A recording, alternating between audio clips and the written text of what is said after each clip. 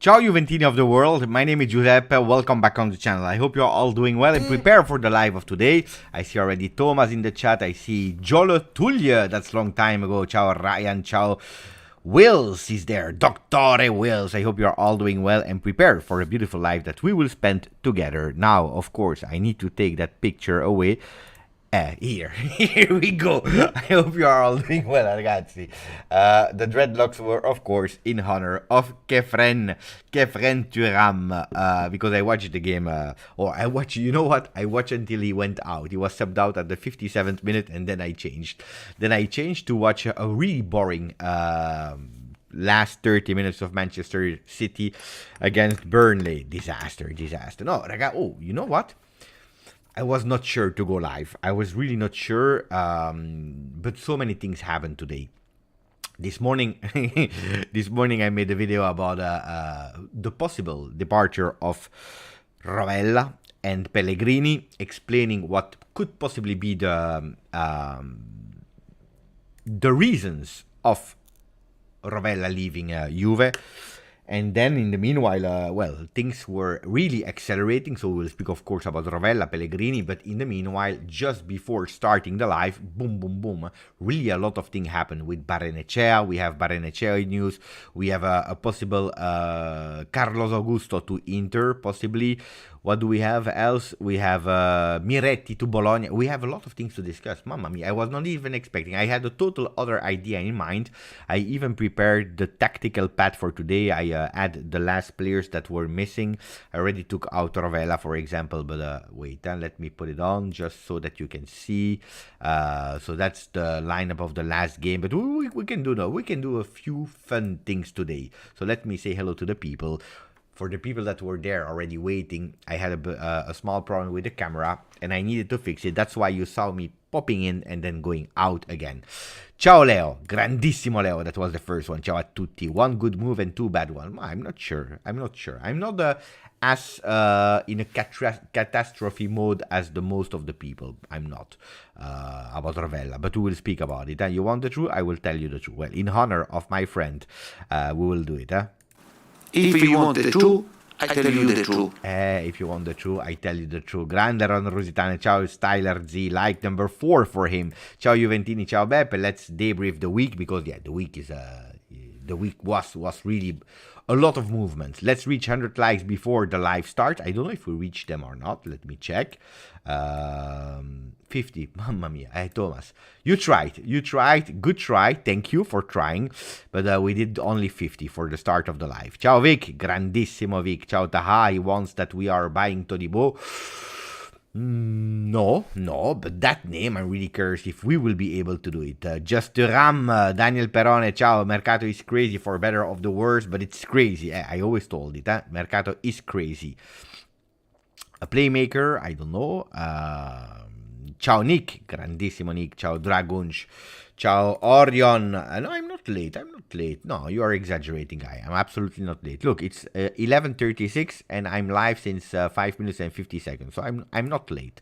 I'm absolutely not late. I had a problem with the camera. Ciao Yolo again. Ok. Andiamo ragazzi. Rovella should stay. No, Let's speak. What do we start with, ragazzi? What do we start with? The last actualities, the last bombas, or you want to immediately to enter the core, speaking about Rovella and then Kefren Turam. So you can choose. Debrief of Kefren Turam, the 57 minutes that I watched. We can speak about Rovella, or we can speak about the last things that just happened now.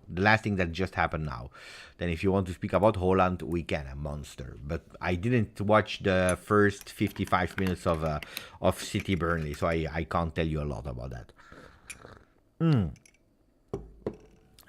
You know what? Because everyone is putting something else. I will do a vote. If we reach 50 votes, then from the moment that we reach 50 votes, we will do that.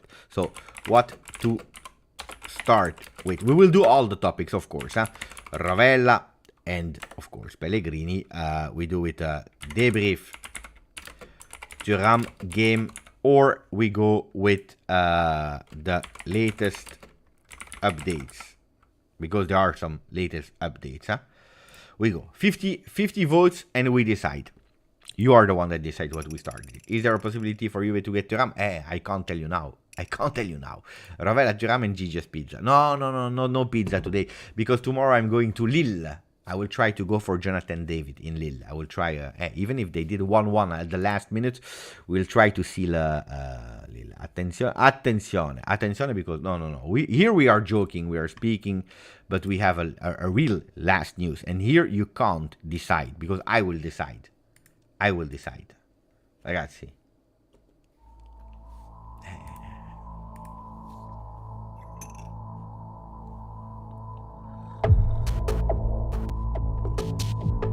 We start immediately with a bomba. I was not expecting it, but we start with a bomba.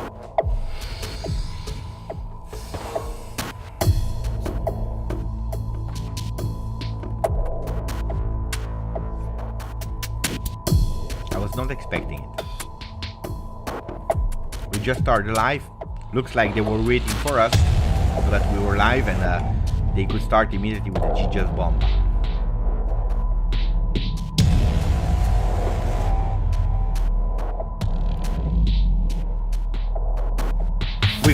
We go. We don't wait. Juventus. Contatti per Habib Diarra from Strasbourg. We go and click.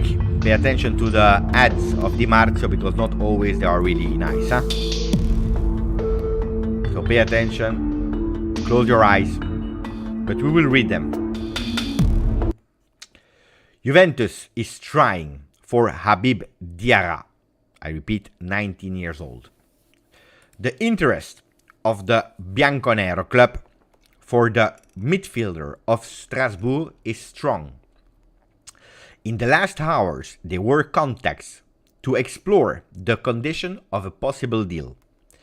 After closing the sales of Zaccaria to Monaco and Rovella to Lazio, Juventus is now able to go and target the 2004 born player. Pay attention to the ads. I always tell you pay attention to the ads. You never know what you can see. Juventus contacts for Diarra. Diarra would love to leave Strasbourg and would love to go in a team that could reach next year a spot in Europe. On him, a lot of clubs. Wolfsburg recently made sure that verbally they said that they could arrive at 14-15 million euro. On top of that, Strasbourg in the past already refused 2 offers for more than 10 million euro from Lens. The French are asking more or less 20 million euro. Juventus and the sporting director of the chief of football, Giuntoli, are estimators. They like Diarra. Let's say they like Diarra. Now they will try to enter the hot phase of the contacts and insist to convince Strasbourg. At 19 years old, Diarra come from a fantastic season as a protagonist with Strasbourg in Ligue 1. The midfielder Franco-Senegalese, half 2 citizenship, French and Senegal, played in 29 games, scoring 3 goals and scoring 3 assists. I will reveal you something, ragazzi. I will reveal you. When we are speaking about DiMarzio, ragazzi, on top of everything, you want the truth? I have an immense respect for Gianluca DiMarzio. Never forget. Never forget I have immense respect for him. Should I expose DiMarzio now? Should I expose DiMarzio, yes or no? Tell me. Tell me if we expose DiMarzio or not. Yes or no? Yes or no?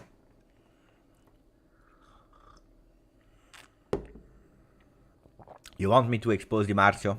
You heard my translation of his article. Oh, ragazzi, did you hear any source about that news? Did you hear any source about the news? According to, or the source is, no, we didn't. Ragazzi, I was already preparing Habib Diarra. You didn't hear me clicking, eh?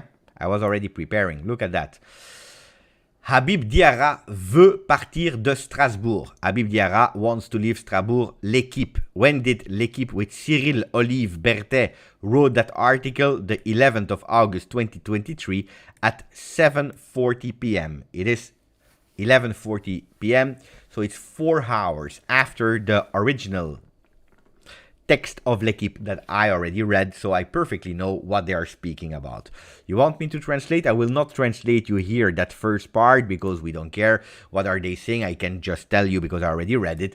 They are saying that the absence of Habib Diarra in the starting 11 that beat Werder Bremen in that game, and also against Freiburg in that 2-2 that they played on the 29th of July, was actually making people questioning what is happening. Why is Vieira, ex-Juve player, trainer now of Strasbourg, not playing the kit? Well, actually it was quite easy because he received a suspension and he can't play the first game of Liga, where Patrick Vieira is really testing his starting 11 for the first game in Liga. So no problems there. But the article is not over because I continue to read. You can see, il a exprimé son souhait d'évoluer dans un club européen. He expressed his desire to play in a European club. And here you see that DiMarzio is speaking about the kid that wants to play in Europe. Here. Il prossimo anno un piazzamento in Europa. It's a copy-paste, ragazzi, just a translation of the article. He wants to play that Champions League, and he give a priority to Lens. That is still waiting. The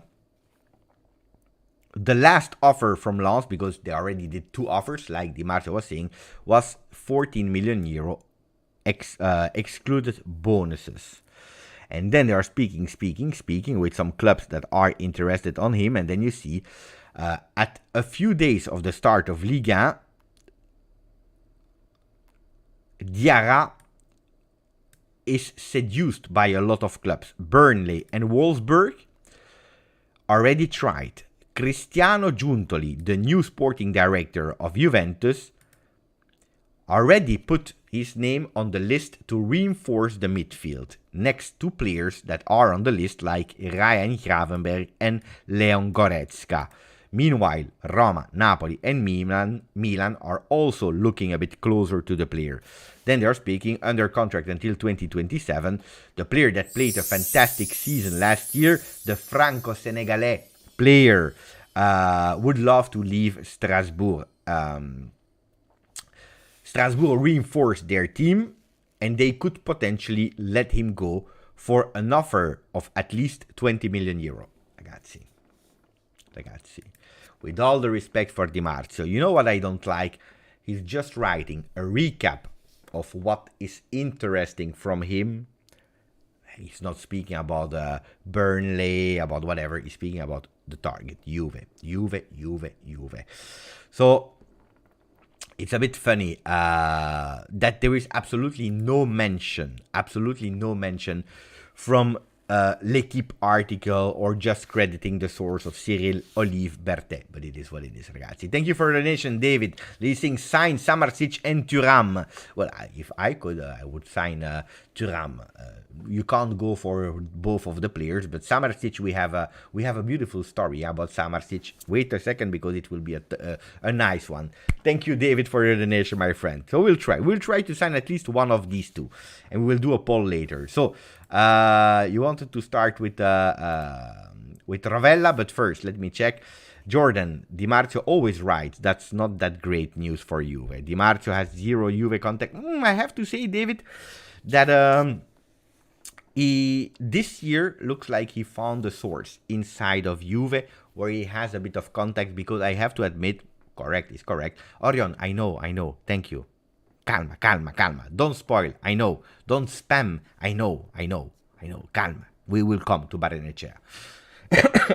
I have to admit that this year he has a bit more contact, because I have to say that he has been on top of a lot of things, which he was not in the last few years. He was really late on a lot of things on Juve, or he was absolutely not correct on a lot of things. Here, I have to say that this year, not about the lineups, because he has no idea about the lineups, but according to Mercato, he's on top. So what he's saying doesn't mean that what he's saying will happen tomorrow. He's a journalist. He's not Cristiano Giuntoli. He's a journalist. But what he's saying, we can take it into consideration. Honestly, we can. Cecilia is already saying, I prefer Rovella, to sell Rovella and to buy Thuram. Okay, it's a linked story. Yeah? So, here we have the article that Juventus is really interesting in that kit. Here. Habib Diarra, that honestly, I saw him playing 2-3 times. He's a really great player. I'm not an expert of Habib Diarra. I didn't even put my eye on him for a simple reason. He's 19 years old, has a lot of potential, and you know that when you are 19, you never played in Serie A, you arrive in a club like that at a few days of the start of the season. I don't consider him, according to me, the ideal player to immediately have an impact in the midfield of Juve with Allegri as a coach, because if we have to give credits to, especially last year, of Allegri being in a situation where he played youngsters because he had to or whatever, but even at the end of the season when he was not obliged anymore to do it, he was still doing it. He didn't become now the launcher of young players. He always wait for a time of adaptation. So we have to pay attention for that. And that's why my eyes, since the month of June, were into the direction of Khéphren Thuram. Step by step, let's put everything. Now that we exposed DiMarzio that didn't give credit for Habib Diarra article in L'Equipe, we start. In the meanwhile, of course, we will watch if there are some new things that we can speak about. But what happened today? Today happened that, by the way, we still don't have the official numbers, the official announcement of Zakaria to Monaco. I'm still waiting for that one. You never know, but yesterday, Zakaria to Monaco for 20 million euro. Some are speaking about a future resell of 5%, which yesterday they were telling us a huge percentage, but that's absolutely not the case. So a 5% that you never know. You sell him for, I don't know, how much can we say? 100 million, you sell him for 100 million, you will make yourself 5 million euro, which is 5% is not a lot. Let's be honest, it's not a lot. But 20 million is much more than the requested price. That was yesterday. Then we presented Cambiaso. That is here to stay. That is really here to stay. That's a good news for people that wanted a new left and right back. An upgrade on De Sciglio. A real great upgrade on De Sciglio. And then we go. But Thomas, again, 5% is what we are reading online, but we are still waiting for the confirmation. This morning we saw that the winter to Genoa done deal. We had to wait a few hours so that everything administrative work was done.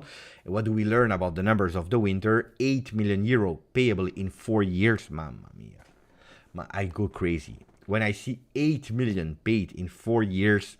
Let's see. But it's not a criticism towards Genoa only.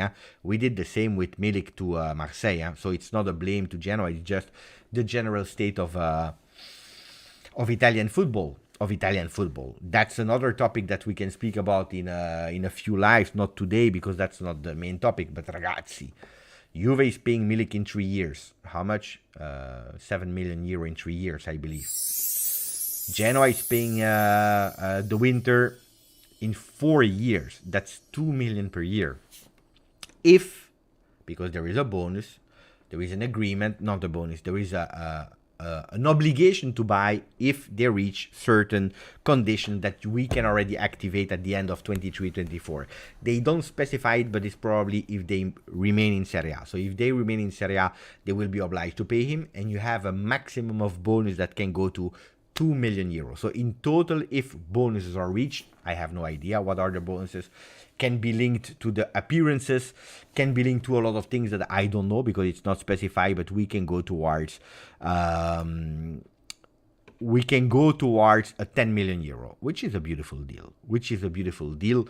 Honestly, if a player has no chance, especially because I'm looking at the next in line that can play and on the left and on the right is Dean Huijsen. Okay, am I a bit sad? Yeah, because I really love the player, the winter, but is he fundamental for my life at the moment? No. Understanding the situation that we have to cash in, I said it's a good deal. And that was everything that happened between yesterday and this morning. Attenzione.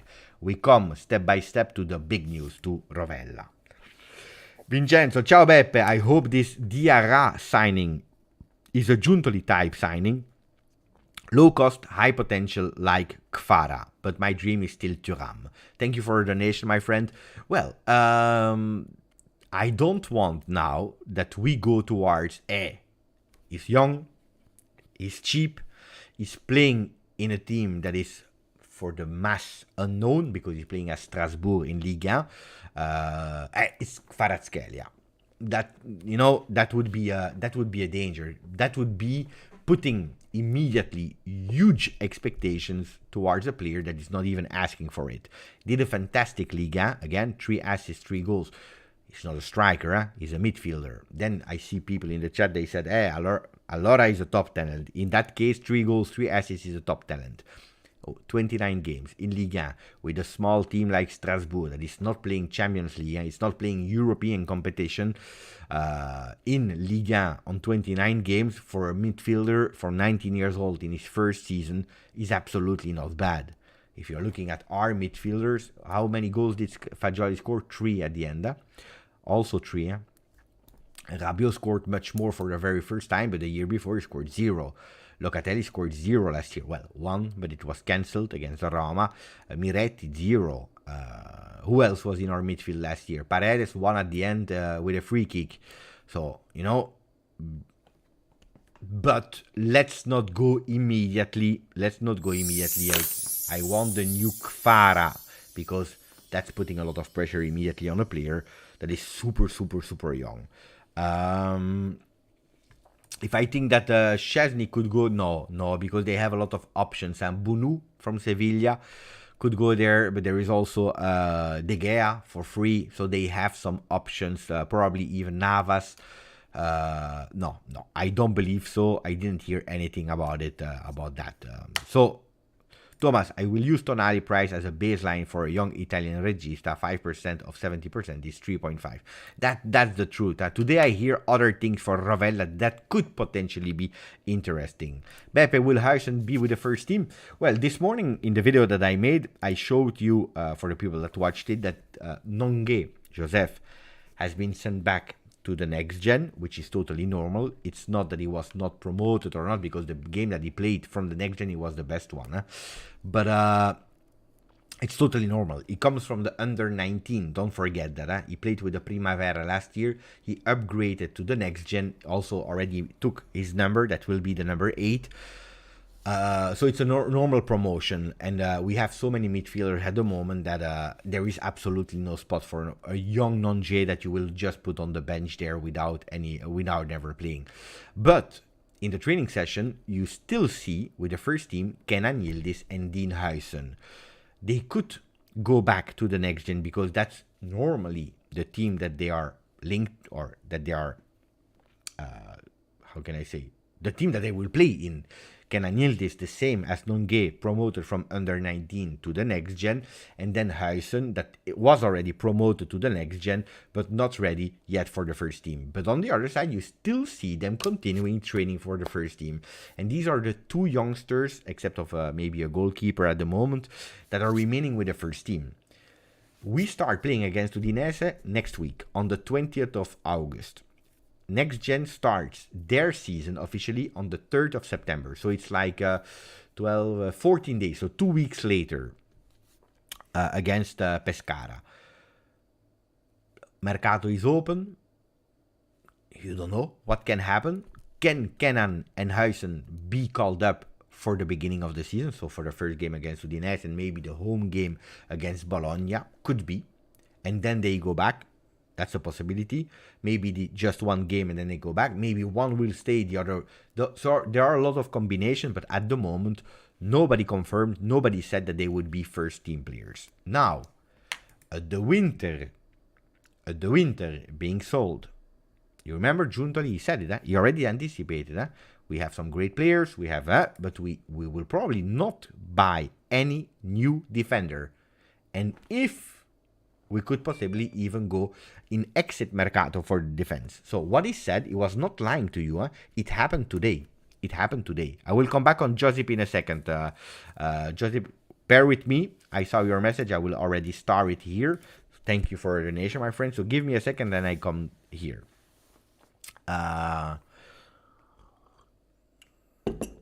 Who do we have in defense today? Today we have not Bonucci. And later we can even speak about Bonucci if you want to. But today we have Danilo, Bremer, Alexandro Gatti, Rugani. Do I forget someone?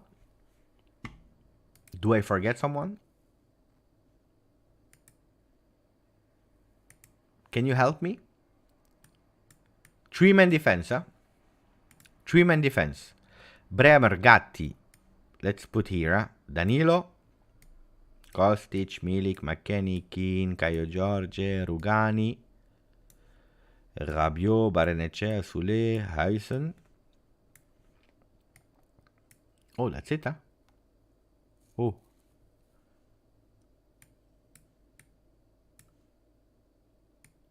Oh, ragazzi, you know what we just discovered?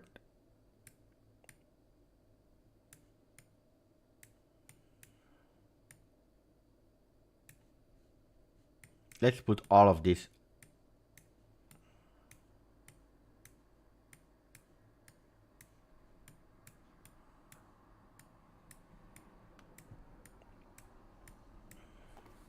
Ragazzi.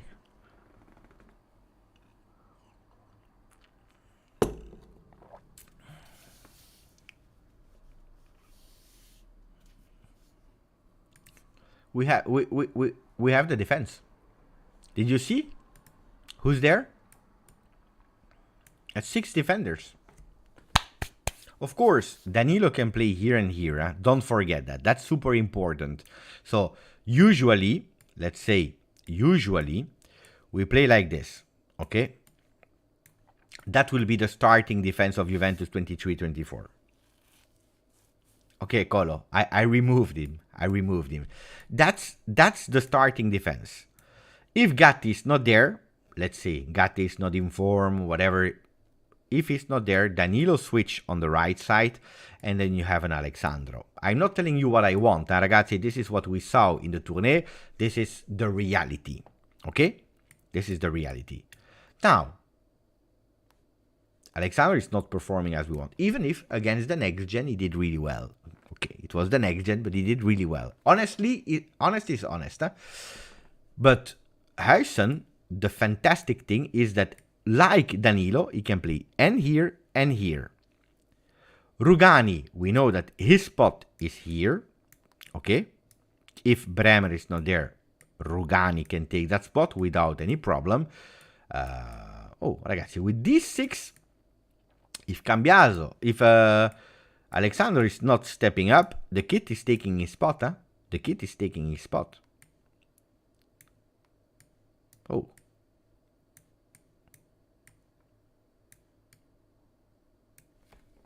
The kid is taking the spot, huh? I'm just saying, huh? Okay. I believe that we just found out that Huijsen will be soon promoted first team player. Wow! If we play with back 4, we could, but I don't believe that we will do it, Colo. I don't believe we will do it, because if you are looking, Bremer is...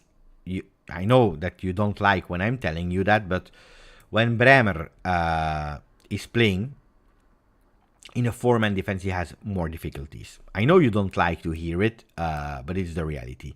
But anyway, it's not that he can't play, he can play, okay? But it's not wow. Okay, Bremer.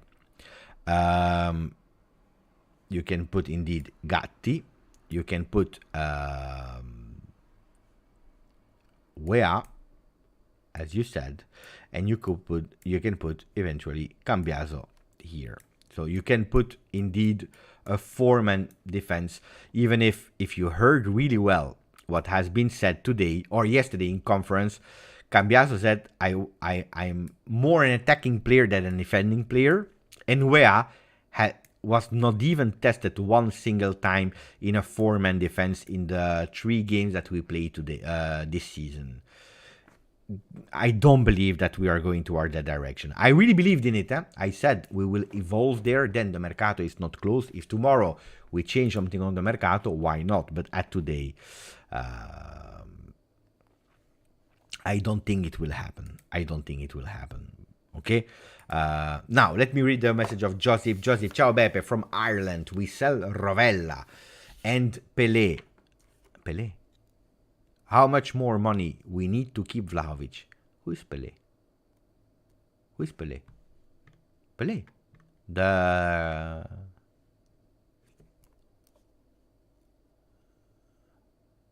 Pelé, the Brazilian one.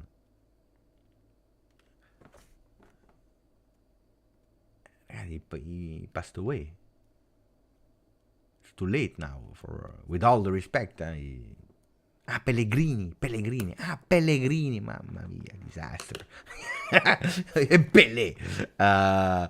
Okay, so let's enter thank you for the donation, Joseph. No, Pelle, who is Pelle? Read the chat. No, I'm reading the chat now.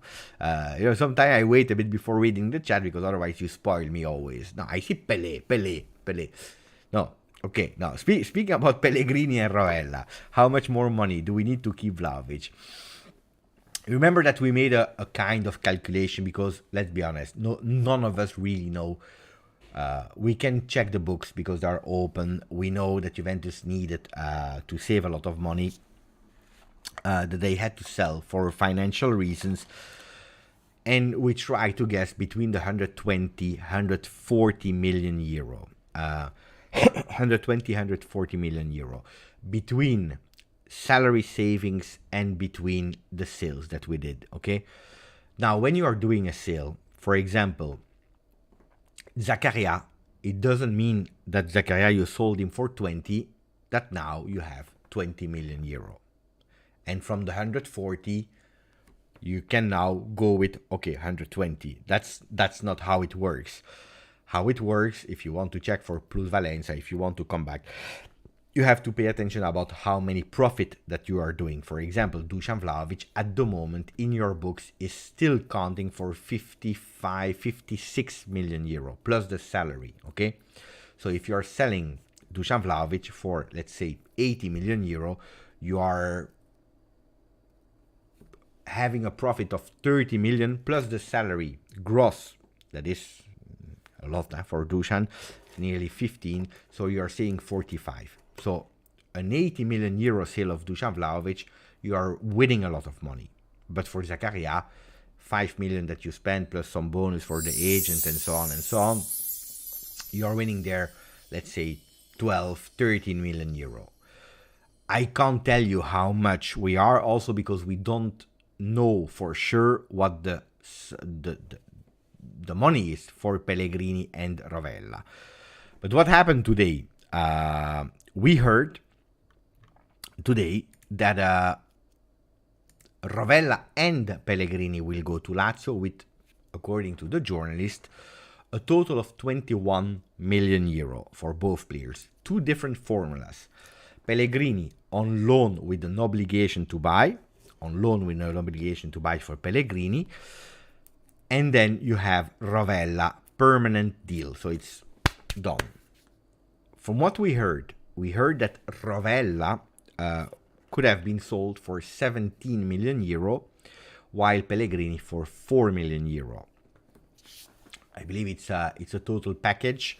You are decreasing a bit Pellegrini so that you have a loss, but the loss is not that much, and that you are actually break even more or less with the one of Rovella. But it's really financial, and none of us really know how much Rovella is still in the books. I read somewhere that he's there still for 16 million euro. But we don't know with certainty, because I read somewhere that Rovella could potentially, and that's a game changer, having a clause of 20% resale for Juventus. 20% is huge. Imagine the player would be sold to Saudi Arabia in 5 years, for example. 100 million euro. I'm just giving a number like that. Huh? Fantastic player in 5 years. He go to Saudi Arabia, 100 million euro. Or, let's say, Middlesbrough, or you know how the market is evolving with every player. It's now 100 million euro. 100 million euro for Rovella leaving Lazio. That means that you are earning 20. If you are already cashing in now 17 million euro, and on top of that, you are earning in 3-4 years 20. Oh, ragazzi, this is a masterclass. But it's a risk that you are taking, in a way. One thing, no, Sandro, I can't tell you today that nobody of us can tell with certainty what it is. We can't say it's a loan. We can't say with certainty. We can't say it's a done deal, permanent or not. I heard from what I read from the linking, because every single journalist has a different version. But connecting the dots with a lot of journalists, more are saying Rovella, permanent deal, could be a loan with an obligation at the end of the year, while the other one is an obligation after 2 years. I don't know. It's really complicated what they did there. But anyway, there are two players that will go permanently to Lazio. We just need to understand. Famous, if Caicedo is worth 110 million, how on earth is Rovella only 17? It's super easy. It's disgusting, but it's super easy. It's the offer and the demand. How many clubs were on Rovella? How many clubs, really, seriously? Can you tell me how many clubs were on Rovella? Serious club, don't tell me Monza or whatever. Serious clubs. Lazio? Who else? Tell me, maybe I missed an information or so. Dortmund? Seriously on the player? In the beginning. It's true, I heard some rumors. Lazio and Dortmund. City, ragazzi, rando. I'm not telling you give me a name of a team. I'm telling you give me a team of a real team. I heard some rumors, it's true, from Rahim. Dortmund was they had some interest, but nothing really concrete. The only concrete was one Lazio. You have one team. You have one team, and that team, that team is a team that is not spending on the Mercato. On the other side, Caicedo, you have Liverpool, Chelsea, and they go with 10 million more, 10 million more, 10 million more, 10 million more. Then you have one that played one season with Monza, the other one played in Premier League with the fantastic Brighton of De Zerbi, in the eye of everyone. Overinflated price for Caicedo, probably underrated price for Rovella, but it's demand and offer. It's always like that. Demand and offer, one. Then, I don't know about Caicedo. I don't even know how to write his name. Okay, I found Caicedo. I don't know the player by heart. Maybe I'm wrong. I'm just checking. But smelling, I'm smelling. I'm going about the intuition. Ragazzi, injury list of Caicedo, that is 21. Last year, 0. 2 years ago, 1 game missed. 2021, torn muscle, 7 game missed. He's never injured. You go to Rovella.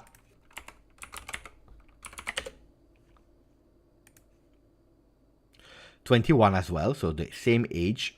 And you go to the injury history. Oh, every season,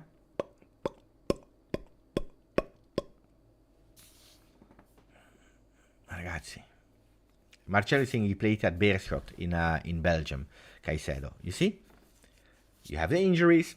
You have a player that is underrated in Serie A, Italian. His name is not Rovellino. The other one is Caicedo, playing Brighton.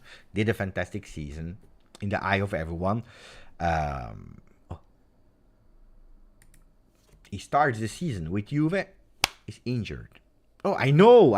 I told you as well. I told you. 3 days ago, I told you Rovella will be the surprise of 23-24 for Juve. The surprise over Juve. At the end, he was a surprise, but probably it will be a surprise for Sarri. But the only thing is true, I agree with you. I'm a bit perplexed about the numbers. Why is it? It's low. For me, there is nothing that I can tell you today to tell you, I know it's a great deal financially. It's not. But that's the problem when you are obliged to sell. When the player wants to leave as well, don't forget that. Players are important because they have an opinion as well. They have desires. One competition only. I told you about that. You didn't believe me. You didn't listen to me. I told you that one competition only will have some consequences. But a lot of you, not everyone, of course, a lot of you were telling me, no, Beppe, we have an ego. We have the pride. We are Juventus. We don't play in Conference League. We don't want to play in that competition with a green color. We are Juventus. We don't want to be the circus team, the clown team of Europe going around. We celebrate when they will ban us. I told you, attenzione, because it will have consequences. Financially, not that much because the hit already was there. But you will have consequences in playing time, in rotation, in players that you will have to sell because we were with 44. And we are now scrapping. If at a certain moment you go with Vlahovic, and that's the price that you were asking, between 40 and 50 million euro on top of Lukaku, you are doing a mega plus Valenza there. Or a beautiful, not a mega, a beautiful plus Valenza that is giving you fresh air. And you have still immediately your replacement striker that can give you immediately. Noi non vogliamo Lukaku, which I understand.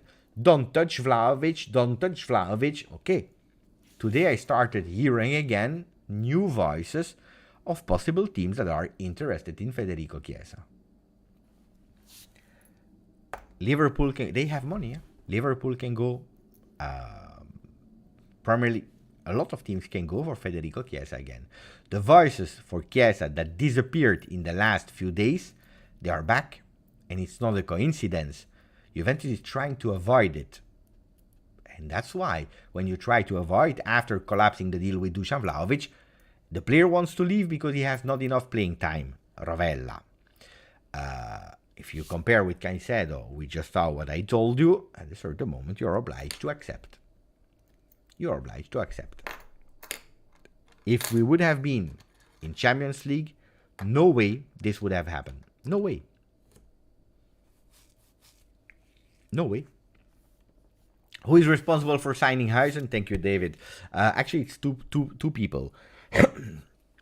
Manna Giovanni, that is now sporting director, because don't forget, I don't see a lot of time people speaking about Manna. A lot of people are speaking about Cristiano Giuntoli and so on. Giuntoli is the boss of Manna. Is over everything. But then you have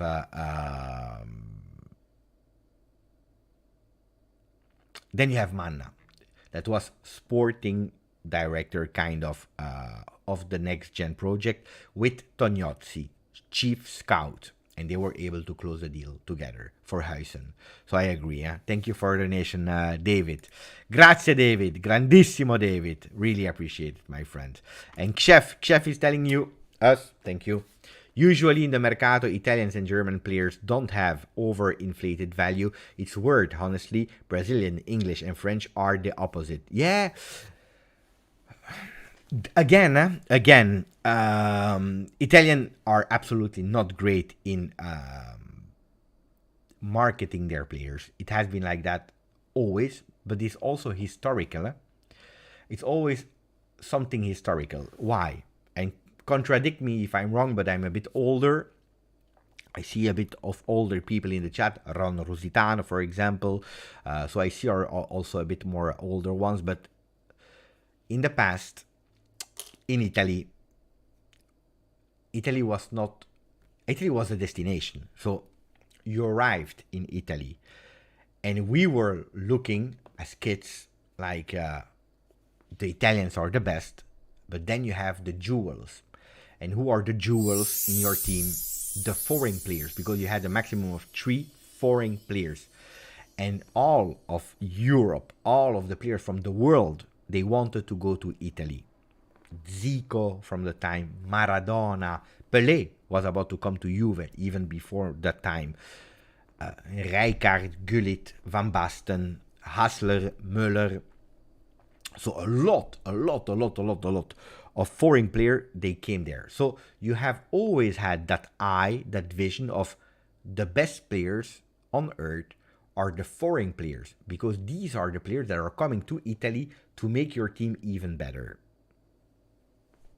And that's why you always have that thing of, oh, the Brazilians, the other players, they are great. They have a big price. French, Zinedine Zidane, Trezeguet, Henry, and so on and so on. So you see, because the other one were going to reinforce, while Italian, they stayed there.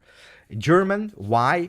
Because German, usually the best ones, they had another flow. It was going from German teams going, and their peak was in Bayern Munich. Some of them were going away, like I said, to Juve, for example, Koller, Müller, and some to Inter, Rudi Völler to Roma, for example. But most of them, they stayed.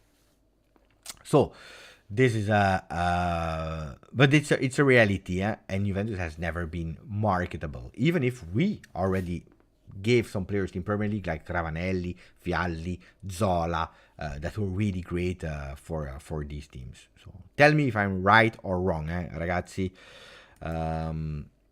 Colo is saying, Beppe, how can Juve value McKennie at 30 million and Rovella at 17? Why?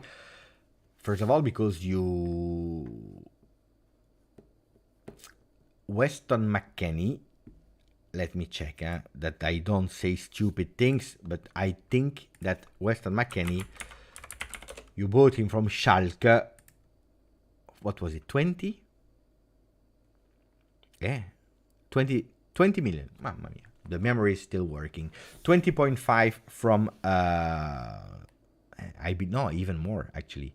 20 plus the first step was a loan for 4.5. So 20 plus the loan that you have already paid from 4.5. So it's a value of 25.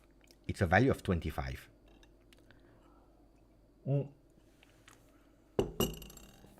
It's a value of 25. Yeah. Between 20 and 25, which is already higher than Rovella, 1. 2, Weston McKennie has already experienced, don't forget that, in Bundesliga with Schalke, in Premier League now with Leeds, in Italy with Juventus, already played Champions League, scored in Champions League against Paris Saint-Germain, against Barcelona, already scored against Milan, played at the World Cup, international player. On top of that, a player that you know that if you have Weston McKennie in your team, in terms of marketing, well, you are bringing some attraction. 1, 2, 3, 4, 5. Today, it's a reality that Weston McKennie is more valuable than Rovella. And that has absolutely nothing to see with their skill on the field. Because Rovella, first of all, there are two totally different players. But if you want to take a value, for me, Rovella is much better than Weston McKennie. Even if you can't compare because they are different players with different characteristics. But if you tell me choose between Rovella and McKennie, I choose Rovella all day long. And Weston McKennie is also not a player with a lot of injuries. Usually he had at Juve, yeah, but usually it's a player that, except of when he's coming back from the summer, when he ate a bit too much of potato, usually he's a player that is going. Yeah. I see here Juve 001 GG saying McKennie underrated. And then I see Ryan saying McKennie is overhyped player. You see, you're funny sometimes, because, and that's why football is beautiful. Nobody's right, nobody's correct. Some are saying overhyped, some are saying underrated. But I agree. For me, Rovella better. I tell you, I'm sad. I'm sad. But if you're taking everything into consideration, guys, I'm sure that you can arrive there as well. You can't say, in a year where we all knew 140 million had to be saved, I'm not sure we will reach it. Not sure about that. Bonucci doesn't want to leave. Alexandro is there. Weston McKennie at the moment, because of injuries, we are taking him, but also the offers for Weston. There was, again, Bournemouth that was on the player, but nothing really concrete, and not sure that he wants to go there.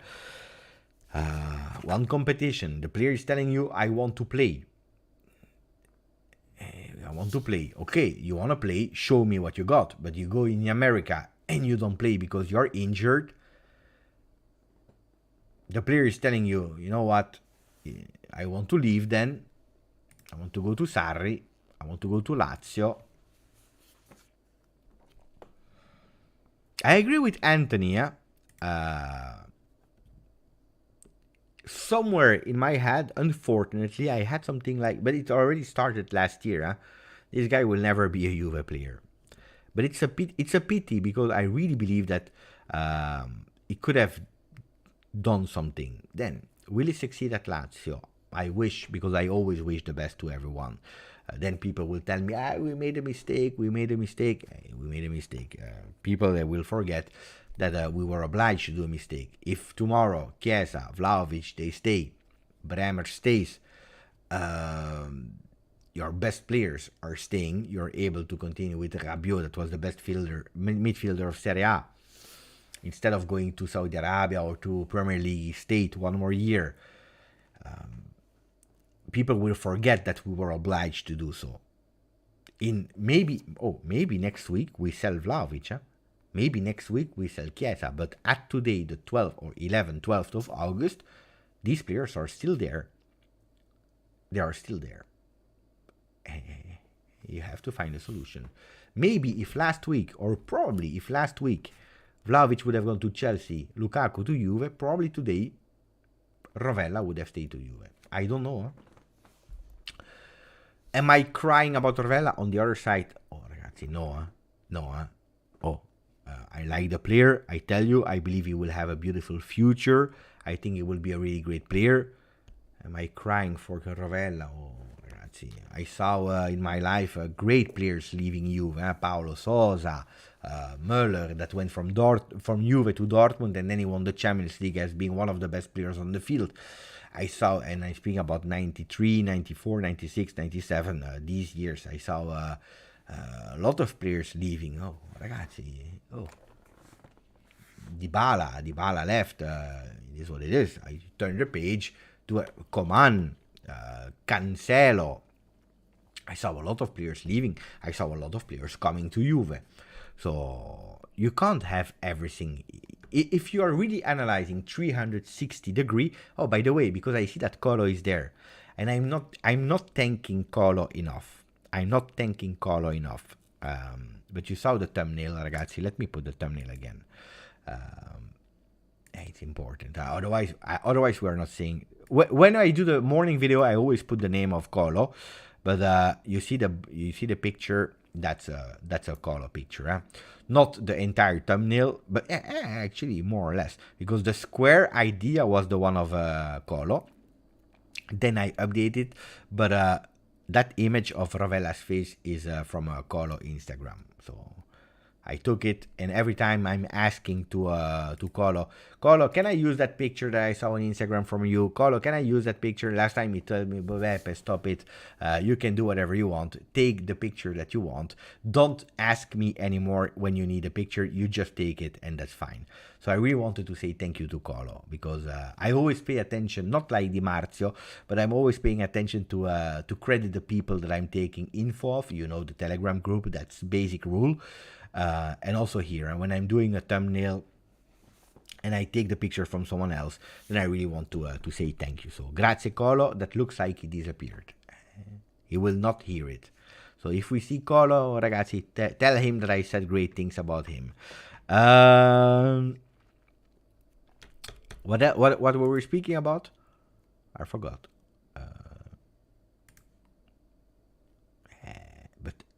Rob is doing also beautiful things. It's a pity, It's a pity, you know, that some people were jealous of the channel, and they complained about the channel that we had the comms of Rob, because our comms were doing fantastic, beautiful comms on the channel that we were always checking that they were in terms of copyright and so on, and we did like 4 on the channel: Chiesa, Sule, Pogba, I believe, and another one I don't remember on the channel. You can still find them, I believe, but there were some jealous people, and they reported the channel for copyright, so I was blocked the very first time about that. It's a pity, because Rob was a fantastic addition in terms of comms on the channel, but c'est comme ça, c'est la vie. No, it's not 100%. Until Juve is communicating it, it's not 100%. You saw what happened today with Caicedo, with Lewandowski. It was waiting at the airport. At the end, he arrived in Munich. But until the clubs are communicating, everything can happen in the Mercato. Beppe, I see other big clubs, when they sell young players with a good future projection, they always put a repurchase clause in the negotiation. Why? But Juventus apparently started Juventus now with a... We don't know yet, because we need to see it with a 5%, according to the rumors, which is nothing 5. But it's the idea is there on Zakaria. Then apparently, I hope it's true, but again, it's a rumor. I hope it's true, but there could be a potential 20% on Rovella, which would be fantastic. But seriously, really, really, really fantastic.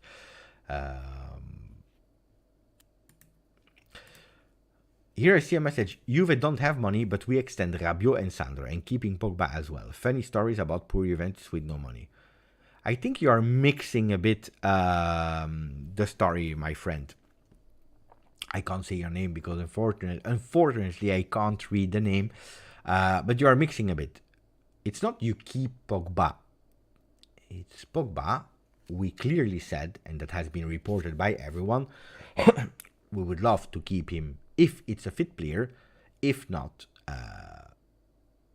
we would love that he's taking responsibility in going somewhere else. Juventus told him,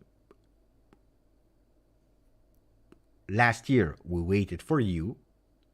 This year, if you can go somewhere else, listen to it. More than that you can't do, because a player has a contract. You can't stop a contract from a player that has a contract with 4 years in total, I believe. It was 4 years in total. So that still has 3 years of a total, I believe it was like 8 million per season plus 2 of bonus. So let's say 30 million package. So you're paying 30 million net. That means gross, it's even more. It's like you arrive at 45, something like that. That's huge for a player you can't stop. So, telling the story, the narrative Juventus is keeping Pogba, it's not true. About Alexandro, there are a lot of stories. But it's not a guarantee that it was activated by the appearances, because some stories, and nobody has the guarantee because nobody saw the contract of Alexandro, but some stories are saying that it was already activated much earlier and not because of appearances, because of old contracts, like we did for Quadrado, like we did for Szczesny, like we did for a lot of players, activation, like Bonucci, for example. When it's like that, it's like that. And when there is a contract, you respect the contract. You can't do otherwise. Bonucci, you have put him out of the team for 1 year. Because not only performances were not great last year of contract, but on top of that, probably in terms of locker room, some things happen. And you were quite severe. So I'm not 100% agreeing with what you're saying. Then about Rabiot, ragazzi, if we discuss now Rabiot that is saying no to go to a team that is playing Champions League, no to earning more money and staying 1 more year at Juventus. I spoke with Rabiot face to face, in backstage and in live for 40 minutes. Ragazzi, if you take a player that scored you 11 goals in total last season, that was your best midfielder, that played with every single coach in the world, Deschamps, Ancelotti, whatever coach is playing, and you tell me it's a joke to keep him, I am not sure. I am not convinced. Thank you to Miguel Mercieca that became a new member. Really appreciate it. But I forgot a bit earlier to say thank you to our friend that offered a membership of the channel. I hope you are still there, because I was talking, and I was not able to thank you. I knew that I forgot something, so let's hope I can go back. No, I can't. It was my friend Takishi. I don't see the name anymore. It has been gone. I'm super pissed off about that. Takishi, if you're still there, please say hello to us so that I can read your name correctly and say thank you. It was Takishi. Is he still there in the chat? I want to say thank you to Takishi. But thank you, because he offered a membership to someone, I have no idea who. I was so much busy. I saw the notification, but it went away. But anyway, if you're there, Takeshi, grazie. Really appreciate it. Like I'm saying, thank you to Miguel. Am I forgetting someone? I don't think so. People are telling me Habib Diarra to Juve for 20 million euro. We already spoke about it, huh? In the beginning. If you want to, you can go. Of course, you are joining now. But you see, Habib Diarra, original article. We even went to the source article of L'Equipe, and then we saw the one of DiMarzio as well. So that's something that we already spoke about, like in the beginning, like 1 hour ago. 1 hour? Are we already live for 1 hour? So how much do I speak? Mamma mia, I speak. Sometimes I don't realize. Mamma mia. 1 hour. It looks like I started the live like 5 minutes ago.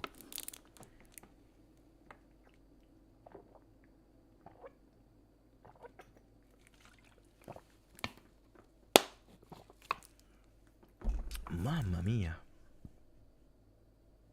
You never listened to us, Beppe. What did I say? Why? How is it possible that I never listen to you? 1 hour. Mamma mia. My friend, Italian and Australian fan, he's telling me, "Ciao Beppe, I miss you too, but I'm always here. Huh? I'm always here. Thank you, my friend from Australia. Time flies when you are having fun. No, we spoke. Mamma mia. But calma. Could be our new Marchisio. Wait. Could be our new Marchisio. I said the same about Paladino. He will be the new Cristiano Ronaldo. The new Del Piero. How many? Wait. Then if it will be the new Marchisio, we will see it at Lazio. If he goes there. I'm trying to get over it. I'm trying to get over it. Grazie Salcat, grandissimo Salcat. I will miss Rovella, but he wasn't vital. In a way, we can say that he was an important player. Could have been an important player.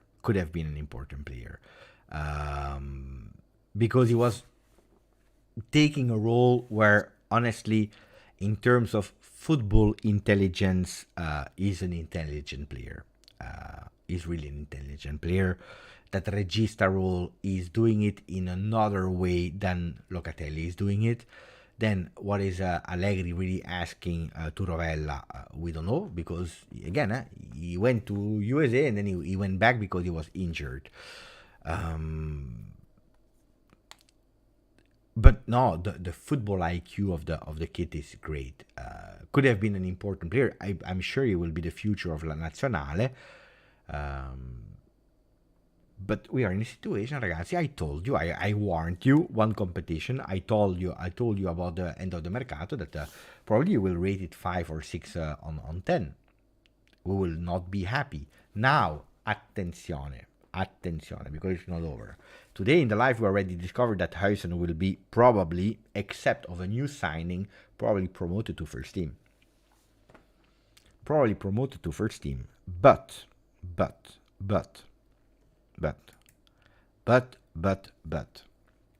we have some other news, and here we go towards the midfield.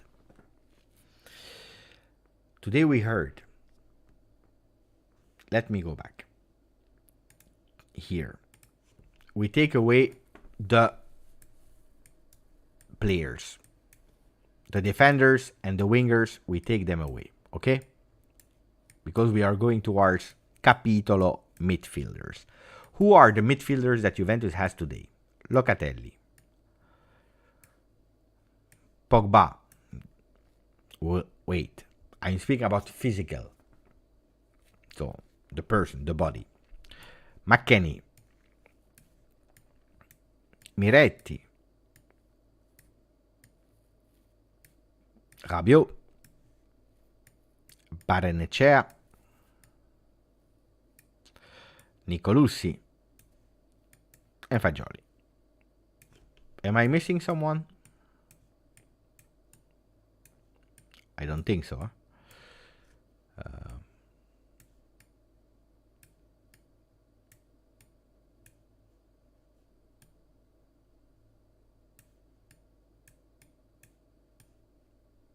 Ball in the middle, and we go. Okay. Now that we have these players, and you can see them, maybe I will put them a bit bigger so that you can see them even better. I don't know. That's the max that we can do it. Okay. Now that we have it, latest news are telling us that Barrenechea here is, that's what we read, about to go to Frosinone, probably on loan. And this one we take away. Rovella I already took away. Zakaria already away. Zakaria was not even in the team. So Barrenechea we take him away. And he's gone. We know that we need 6 midfielders, and we put away. Okay. 1, 2, 3, 4, 5, 6, 7. We heard today that Bologna is again on a player from us. Not Cambiaso this time, but Miretti. I will put him here at the moment. I will put him here. Okay, because Barrenechea, we can say he will leave. At the moment, that's the midfielders that we have to start the season with. Okay, so probably we start like this, like last year. Okay, Pogba, I put it here. Why? Because it's a player at the moment that is injured. He will miss let me go back to the calendar. He will miss Udinese, Bologna, probably also Empoli. Maybe he will be on the bench for the very first time against Lazio on the 17th of September, when the Mercato will be closed, except of Saudi Arabia Mercato that is closing on the 20th of September, okay? But at the moment, he's injured, not able to play. I put him here, okay? So that's the starting lineup at the moment, with Miretti that could leave for Bologna. We have 1, 2, 3, 4, 5. If Pogba is there, 6. But you still have your Weston McKennie. Weston McKennie is on the market. Nicolosi could stay, possibly. McKennie and Pogba. If Nicolosi stays, Nicolosi can play as a mezzala, can play as a regista as well. Okay? Yildiz is different. When Yildiz is playing, we are playing or he's playing in a 4-3-3 on the left, or he can play as a more advanced midfielder. It's not a midfielder, ragazzi. It's not a midfielder for the start of the game yet today. Okay? So clearly, we need a new midfielder. We need a new midfielder. We need a new midfielder. With these men, we need a new midfielder. Or you keep Miretti, but I looks like he will really go for winning playing time. At the moment, we don't have enough midfielders to start the season with. At the moment, these are the midfielders we have. So Miretti is still here, okay? Miretti is still here. So at the moment, you have this lineups of midfielders to start the season with, because Pogba is on the bench. And 1, if not 2 midfielders will leave. Could be Pogba, last minute. Don't rule it out. Could be Pogba. Pogba, you have 2 things. Or he recuperates, no, 3 things. Or he recuperates. And fantastic, we have him at disposal. Listening to the words of Allegri, he said, tra un mesetto, small month. So, and he said it after the game. So I really believe that we can have him on the bench already against Lazio. Okay, will not go with the national team of France. He will stay there and will be there for the 4th game of Serie A. If we can have him from the 4th game, he's a recuperated player. 1. That's one option, recuperating him. Second is that he's not recuperating at max and he's deciding to leave and go to Saudi Arabia. Third, he's not recuperating, he's going with a new injury, he's not 100% fit, and he stays at Juve. And it's a player that you cannot count on from that moment on. So that's a big question mark. So according to me here, we are going for a new midfielder. Miretti to Bologna, Barrenechea, Frosinone, Rovella to Ting, McKennie. We wait until we secure a midfielder and then he can leave as well. Because if he leaves and you recuperate Pogba and you have a new midfielder, you are really complete. If Pogba doesn't recuperate, could even be that McKennie is staying, ragazzi. It's a big problem. Pogba is one that is blocking the Mercato.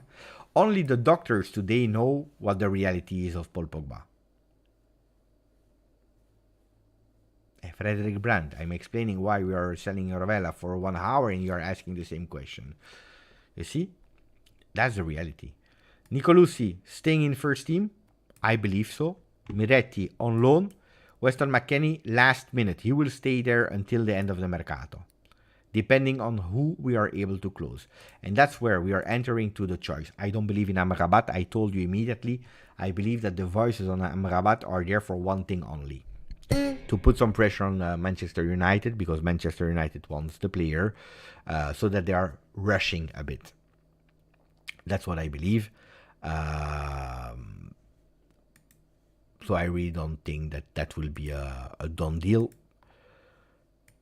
Thomas Partey, I know that he has been already monitored years ago by Juve, but he's expensive. He started to play with Arsenal as a starter.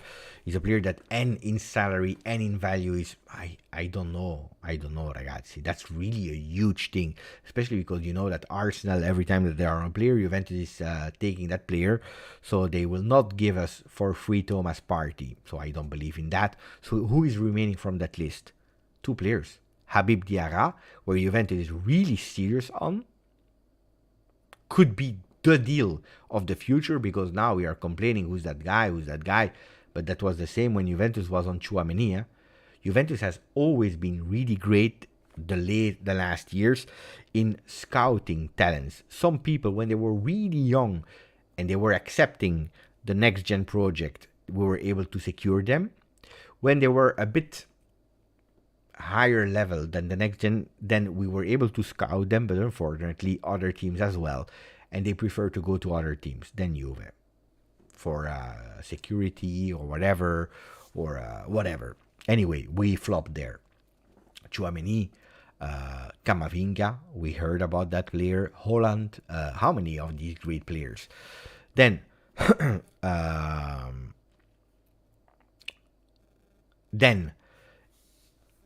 Habib Diarra could be that 6th player that is coming in the Mercato. Young player, physicality, sense of vision, goal, he knows where to go.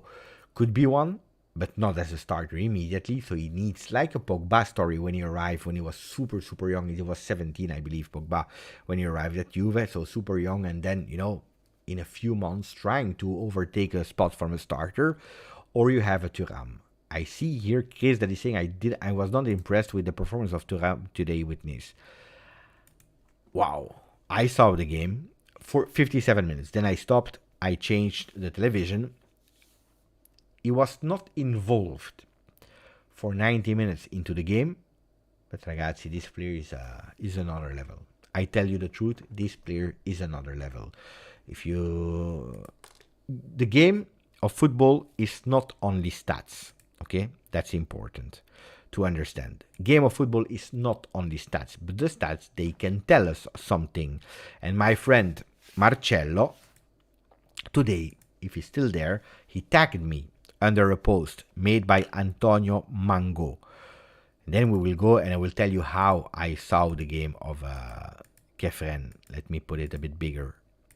Kefren Thuram in 57 minutes today. 30 touches, so not that much. Honestly, I tell you, as I already anticipated you, today, not always he was involved, not always he received the balls, even if he was trying to unmark himself. What you have to understand is that I also watched it on French television, on Amazon Prime France, where they were speaking, and they said that the best player of Nice is Kefren Thuram. The best player of last year of Nice is Kefren Thuram, and the opposition teams, they know that every single thing is going through Thuram. So today I saw it as well. There was a clear plan from Lille to block Thuram. They knew that if they blocked Thuram, it was over. And that's what they tried to do from the beginning of the game. So that's why he didn't touch a lot of balls. But 2 key passes. 1 big chance created. It's not written here, but I saw it. 1 goal cancelled because of an offside. It was correct. It was offside. Accurate passes, 94%. What is Juve missing? We know it. Pass accuracy. Successful dribbles, 50% with a 3-on-6. Ground duels, 7-on-14. Interception, 1. Tackles, 4. I also saw at a certain moment of the second half, he was the player with the most duels won of the game. In total, not only ground duels, but the one that was meaning from all the players on the field. I tell you, for me, he did a really great performance. A great performance when involved on the pitch. The goal that Nice scored, because at the end they did 1-1, but the goal that Nice scored is thanks to him. Out of nowhere, big pressure. He's taking that ball. He's really taking that ball from the opposition player with an interception. And that's the interception that you see here with the brain. Interception. He's moving that ball from his right foot to the left, and he's going forward immediately. Physically, he's going, He's going, and then that through ball, that pass is just fantastic, for the guy that is then doing an assist for the goal. So it's a pre-assist that he's doing there. That's it. It's not only the goal, it's the vision, how to position himself on the field when he's going on contact. His physical. No, I really, really, really like the game of Thuram. A big game. It was not City Burnley that he was playing. It was Nice against Lille. Lille that the last few years are doing quite well in Liga. No, I really, really liked the game of Thuram today. But I agree with Chris. Yes, he was not the player that you watched and you saw the most on the field, or you really watched the non-possession movements of Thuram and then what he was able to do when he had the ball, or it's true that he looked a bit like sometimes in the shadow. Also, don't forget, we are the 12th of August, or it was the 11th of August. A player also that at the 57 minutes is going out. Why? Energy, already received, I believe, a yellow card. And then it's also a player that could possibly go away. Now, will he go to Juve? If he goes to Juve, I tell you, this is the steal of the century, according to me. That's the real Thuram. The good Thuram is him, not Marcus. Now, pay attention to Liverpool. Can someone tell me what happened with Caicedo? Where is he going at the end? Chelsea or Liverpool? Because today was... I couldn't follow anymore. At the end, where is he going? Can someone tell me? Because the problem is that they were about to give 110 million euro, 125 million euro for Caicedo. Are you going to Chelsea anyway? Okay. Because I saw that he said, I promised I want to go there and so on. So, but, ragazzi,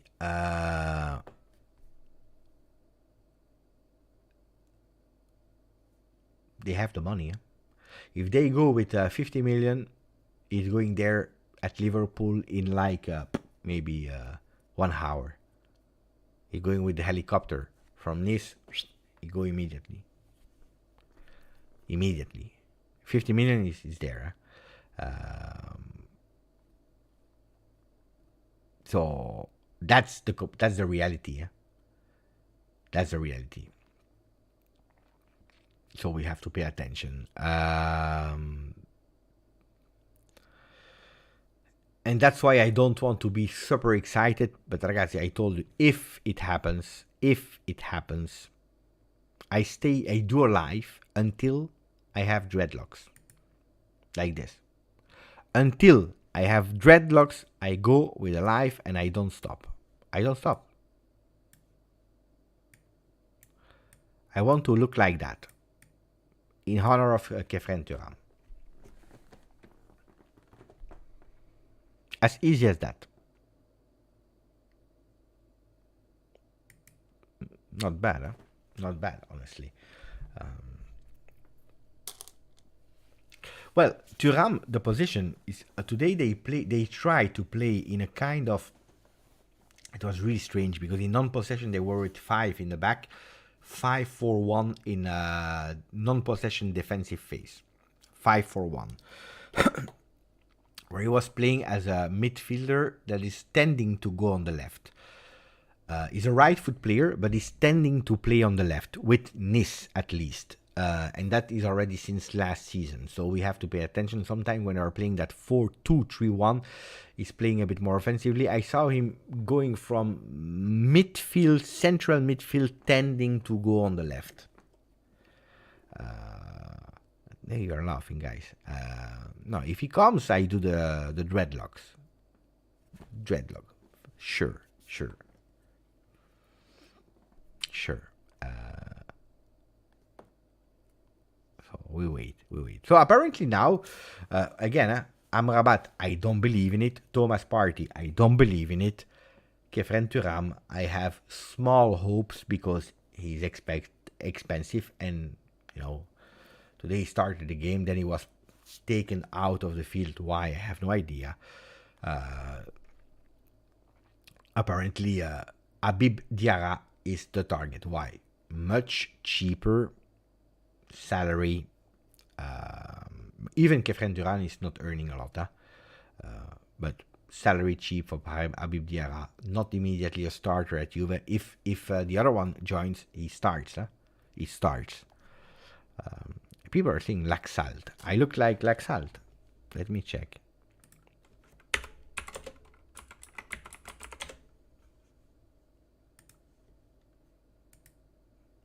So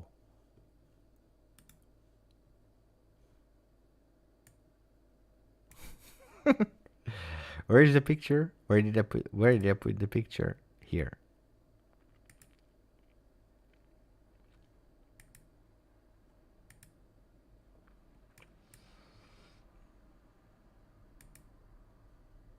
Mwah. You could tell me eventually.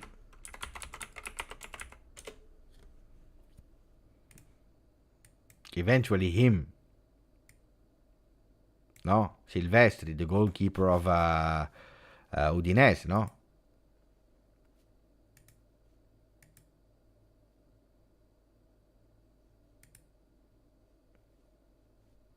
He loves to do things with his hair. Huh? Today he had a new haircut, by the way, Silvestri. Ma. Lucky him, ragazzi.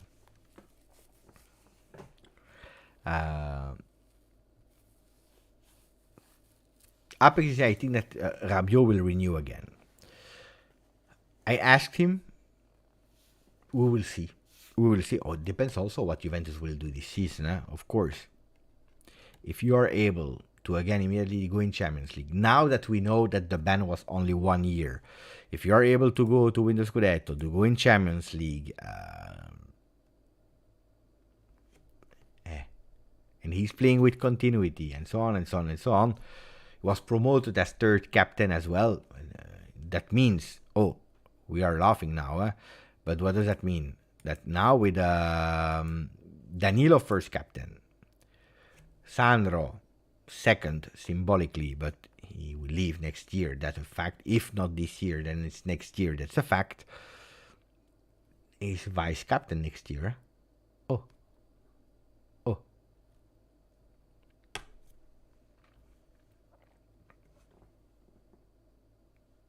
Bob Marlin. I knew Bob Marley. Bob Marley not. But could be, ragazzi. Thuram seems to be a good Rabiot replacement. Do we renew Rabiot this season? Again, depends. Zero captain. Zero Italian captain. It's the first time. The last one, again, was before 63, and it was Sivori. Omar Sivori. After that, from 63 on, only Italian captains. And Sivori you can even discuss because Argentinian with some Italian rules. Just Reggae, Nestor. GTA, we have to win Scudetto this season. We can do it. I don't know if we can do it. Again, I believe that with the team we have, with the fact that we are taking an advantage in playing one competition only from the start, we have to fight for the Scudetto. Then what happens?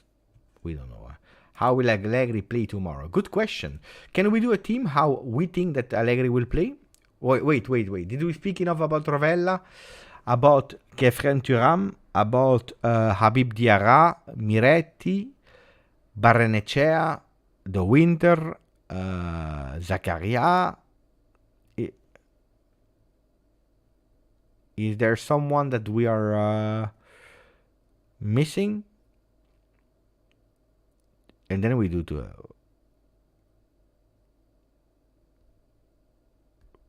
Am I missing something? I believe we did everything, no?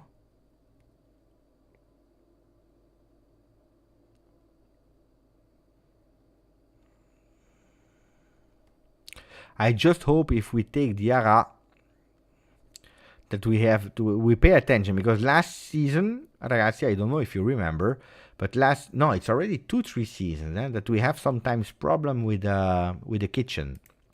Do you remember? Quadrado, but even De Ligt. How many players we had problems with the kitchen and they couldn't play? With Diarra.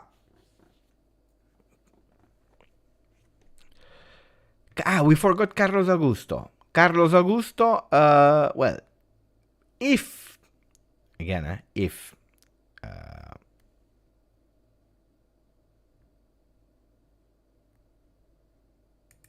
if you want the truth, I tell you the truth. Do you remember? Do you remember? This one was for Thomas in the chat. Every single time I say, do you remember? Do you remember? Then we hear, do you remember? No, seriously, ragazzi.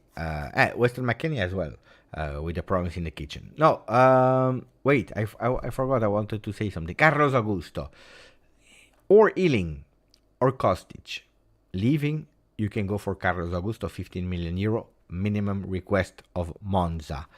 And you have to be fast, huh? But now, apparently, Gosens is about to go to Union Berlin, and Inter is again on him. Now, attenzione, because we forgot something. Samarsic. It will not happen, ragazzi. It will not happen. Samarsic is already in Milan. He already did medical tests. Were already succeeded. They had a meeting with Inter, and apparently it's changing. Ragazzi, it will not happen. It will not happen. It will not happen. But my really first reaction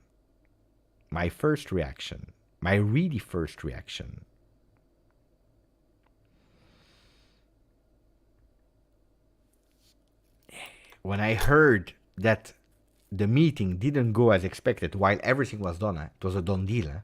They just needed to sign. Everything was already agreed, medical, everything. Samarsic, that we were watching, because, you know, if you follow the channel, you know that we already spoke about him. My first reaction was immediately this one. Inter, terminato l'incontro con il papà e gli agenti di Samarsic. Inter, the meeting with the father and the agents of Samarsic. The club make us know, and the entourage of the players, that they changed opinion of the cards on the table. So the requests are totally different, and now they will check to rethink about what they are asking for. So my first opinion was not happening, but imagine, and then attenzione pickpocket! Attenzione pickpocket! Attenzione pickpocket! Attenzione pickpocket! ragazzi, I'm just saying, I don't know if you know that famous clip that is viral with attenzione pickpocket, with the women that is saying to everyone pay attention because they are pickpockets. She became really viral. Well, attenzione pickpocket, because it already happened last year with Bremer. Everything was done, call on the table, Bremer went to Juve, was done deal immediately. What a steal that was. They are, the Interisti, they are all telling me every single time, no, we are happy, luckily, because he was not great. They are saying that Bremer is not a great player. Now, it will not happen. It will not happen. But mamma mia, if it happens. Mamma mia, if it happens. They lost who? Scamacca to Atalanta. Last year, Bremer to Juve. Disaster. Oh, if it happens. If it happens. She think attenzione pickpocket. That means pay attention for pickpocket, for the one that are stealing. Oh, that would be, and he's a good player. That's the thing. We are speaking about a good player because Samardzic is really a good player. I told you that I like the player. Will he come or not? I don't know. Apparently, there is West Ham now that is entering the race for the player. So, I'm not sure. But oh, what do you want? Lukaku. Lukaku. Yeah, indeed, Lukaku. I forgot about Lukaku. It's true. But also Beto. You know the backstory of Beto. You know the story of Beto. No, I don't know if I don't know if I can tell you that story. No, it's a bit exaggerated. No, we need to respect also the other teams. I can't tell you everything. No. No. Should I tell you or not the story of Beto?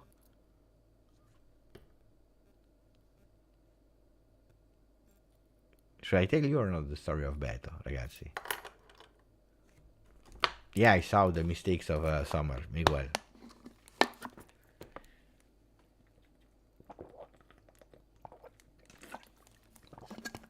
Rando, he wants to know. I will tell you for Rando.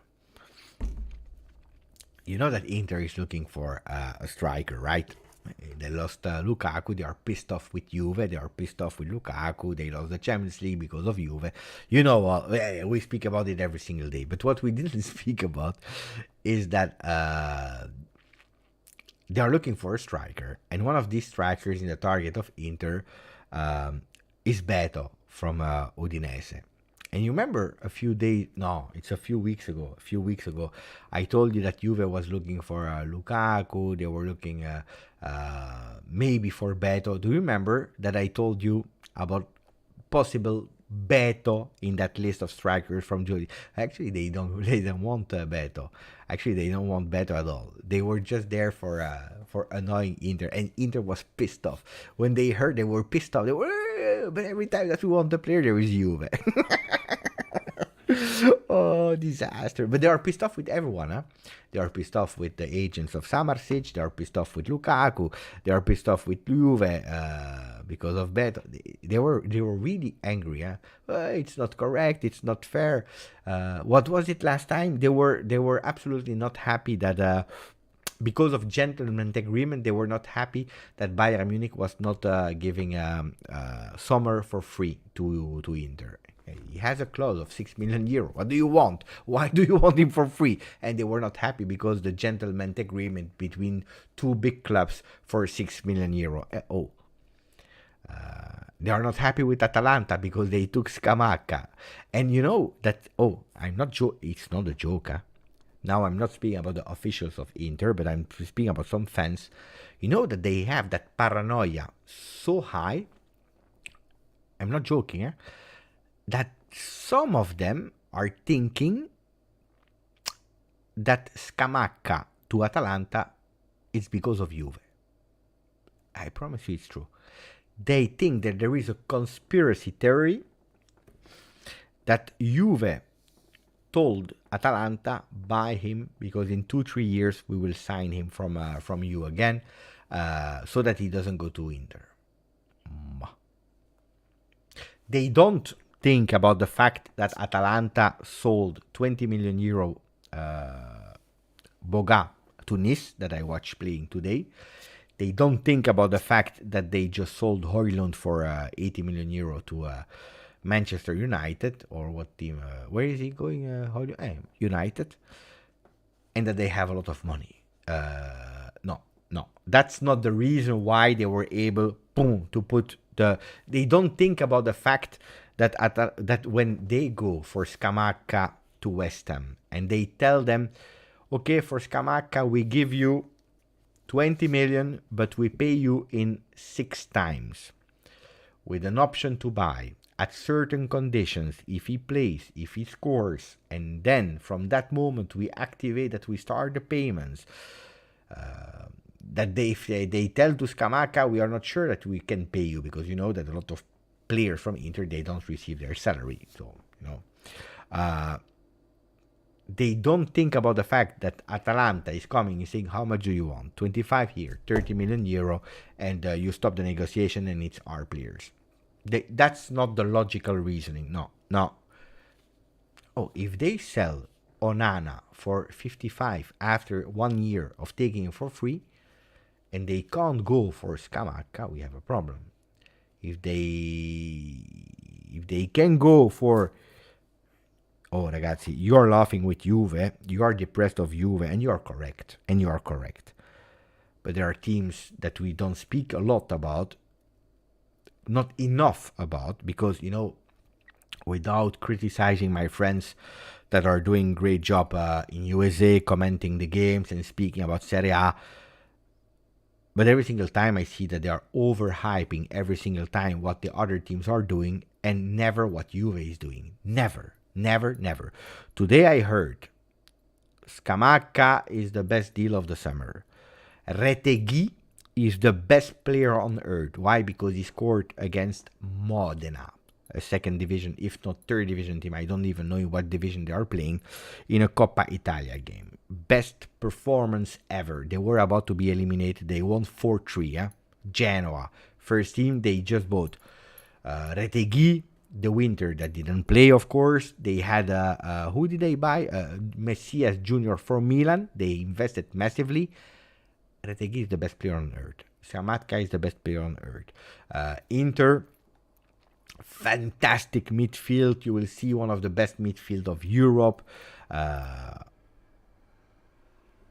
Sommer is better than Perin. Is a Perin 2.0 with much better qualities on the line.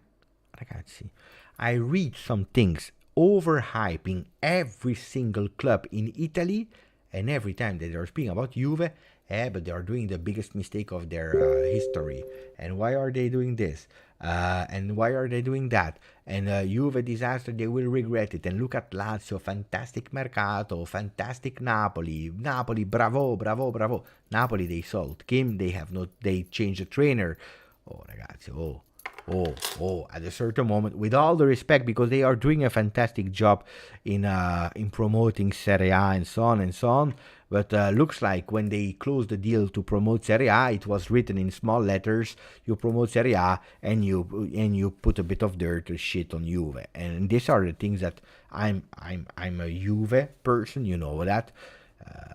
I want to protect and defend a bit Juve. Otherwise, if I'm not doing it, who is doing it? And then you have the Juventini, the hipster Juventini. They are okay. Huh? They go, Scamacca world. It will be season. Then this will be the season of this. Retegui. You will see Sarri ball is fantastic. He didn't want. And we are criticizing on our team. We are never praising our team. We are never praising anything. We don't praise Zakaria. I made a video. Some people that wrote me in the chat, Beppe, and it was not okay that you brought a champagne bottle. Why are you praising these kind of things? Because we sold the player at his right value. Okay. You can't even make an intro being happy. You can't be happy. You can't be happy.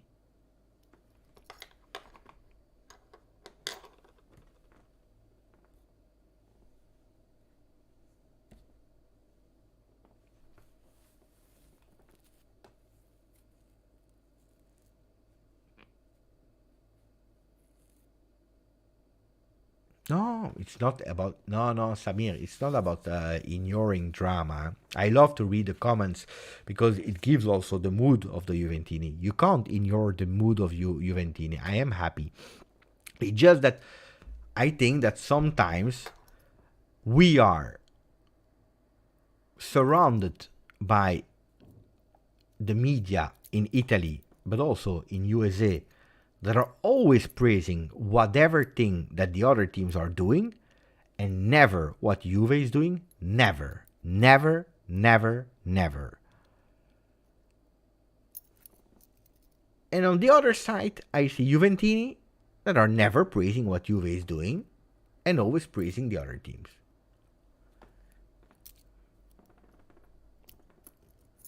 We just won 9 scudetti in a row. We are in a difficult moment, but ragazzi, that's why.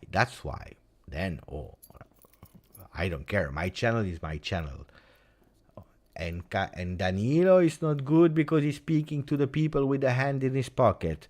And it's not good because Danilo is a bench player we are making captain. As if people never played football and they don't understand that being a captain, it's more about human values than the greatness of a player. I hear and I read some things from that I don't understand. Juventus, end of the season, when we launch a new shirt, beginning of the season, ragazzi, this is probably an unpopular one, but they are taking these kind of cannons with the shirts. You're offering shirts to your people. And no, it's not good because you are doing the entertainment and Finnish club. And how low are we? And this is a new low. We never been so low. What are you speaking about? You are just offering t-shirts to your people in a funny way. Who cares? Who cares? Who cares? Be happy that you're giving you t-shirts. Enjoy. Enjoy. What do you think? That we will do a bad performance because we just gave t-shirts with a air pump to the people?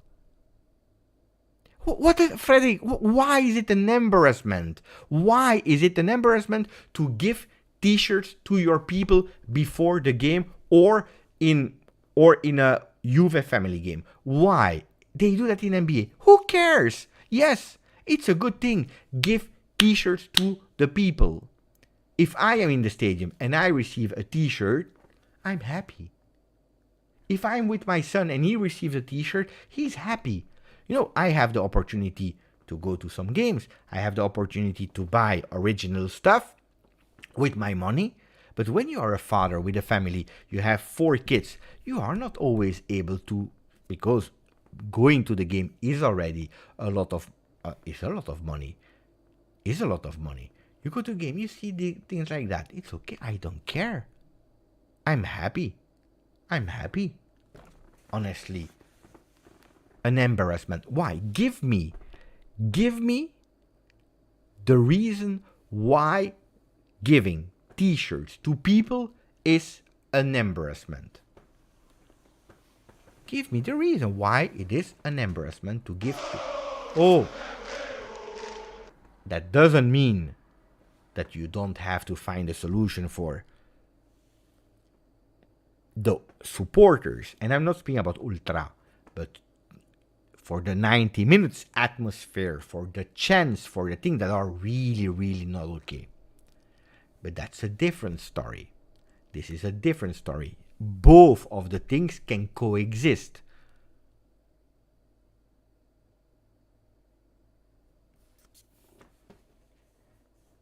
Thank you, Bogdan, for offering a membership on the channel to Mattili. Grande, Bogdan. Thank you. No. Then it's again.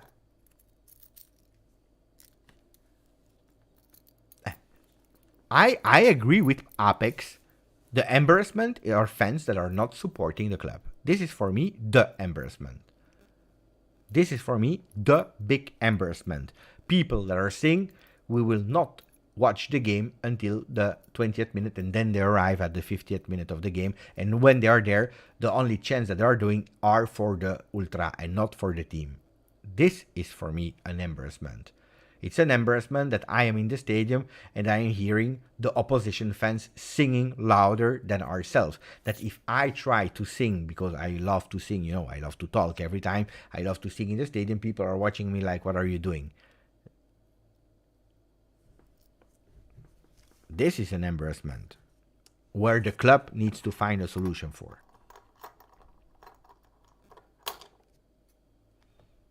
That you are giving a t-shirt to fans, boo, boo. Seriously, huh? Boo. I don't understand. I would be happy, honestly. Huh? More of these kind of things before a game. You know, when I go to the stadium, in a first division team now, recently promoted RWDM in Belgium, it's not that far from home. I go to the game and there is nothing. People are entering the stadium. We are watching the game because I need always to check for a parking spot a bit, in the neighborhood. Often I'm quite early to the stadium and I'm annoying myself. We are speaking with my son at a certain moment. We are looking at the phone and so on, and then you are waiting for the ultra of RWDM that are entering, and they are really fantastic atmosphere of the ultra. And you're just waiting for them to arrive to the stadium after that they drank like I don't know how many beers. They arrive and they start singing a bit, then they stop, they wait for the team to warm up, and then they stop again. But there is nothing. When you go to Juve, you have DJ, you have some entertaining games in the stadium. So not when you see the stadium, but when you are entering in the kind of tunnel, around the stadium, inside the stadium. So not where you have your seats. You can play, like a mini football. You can a lot of things. You have really, it's fantastic. You enter, you hear a music of a DJ. You have your players that are arriving from above, from the stairs. You have a lot of entertainment.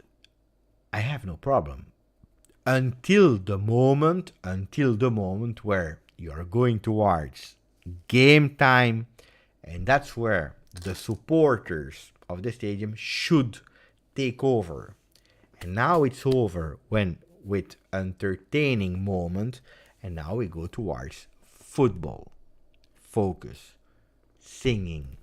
The chance for your team. And this, and this, and this. Frederick, I don't agree with you. You don't come to football for an entertainment event. You come to support your club. I don't agree with that. Because then people are telling me, you don't... that's exactly the same people that are telling me, vincere non è importante, è l'unica cosa che conta, so winning is not important, it's the only thing that matters. It's old-fashioned, because now we need to be entertained because we are 2023. The same people that are telling me, but Allegri winning 1-0 is boring, it's annoying. We want offensive patterns. While winning 1-0 against, Torino should be standards. We can't be happy. We can't celebrate a win over Torino 1-0. The same people that tell me, but the Scudetto was easy to win. We don't celebrate that. Like BT saying, that's my world. I believe that in 2023, both things can go hand in hand. If there is a split between having entertainment and having a fantastic, beautiful day before the game,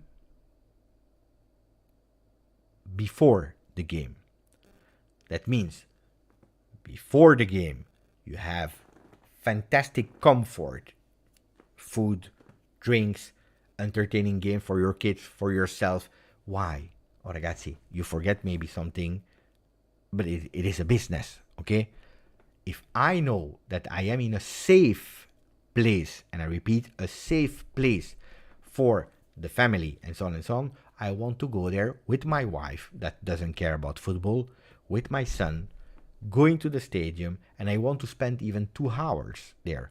I don't want to stay at home until like 30 minutes before the game. I arrive 6:30. It opens 8:45, so it's 2 hours 15. I want to be there already.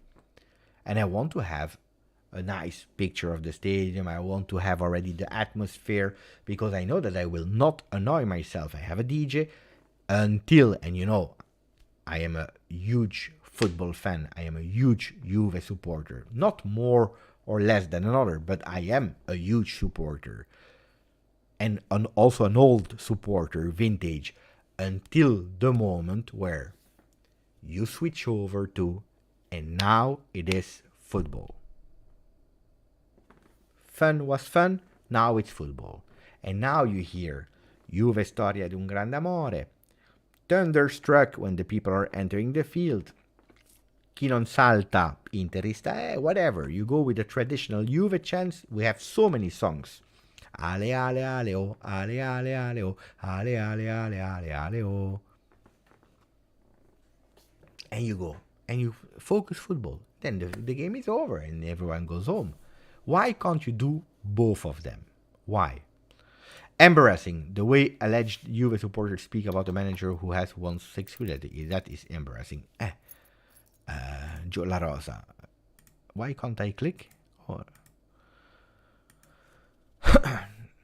okay. Ragazzi, I have a problem again with I don't know why I have a problem again with my program here. It's in slowing mode, so now at the moment we have only the message of Joe La Rosa. It's gone.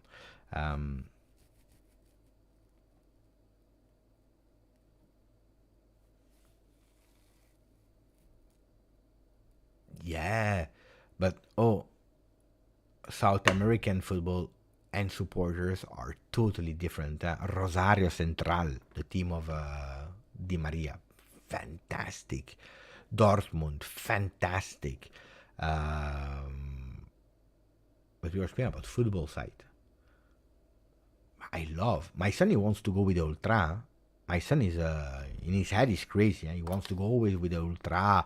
He wants to. He's even more expressive and emotional than me. If he can, if really he goes topless a la Lukaku with the Ultra and he jumps and which is football for me, which is totally football, which is football heritage, beautiful. Again, at one condition, the only condition is in a safe environment.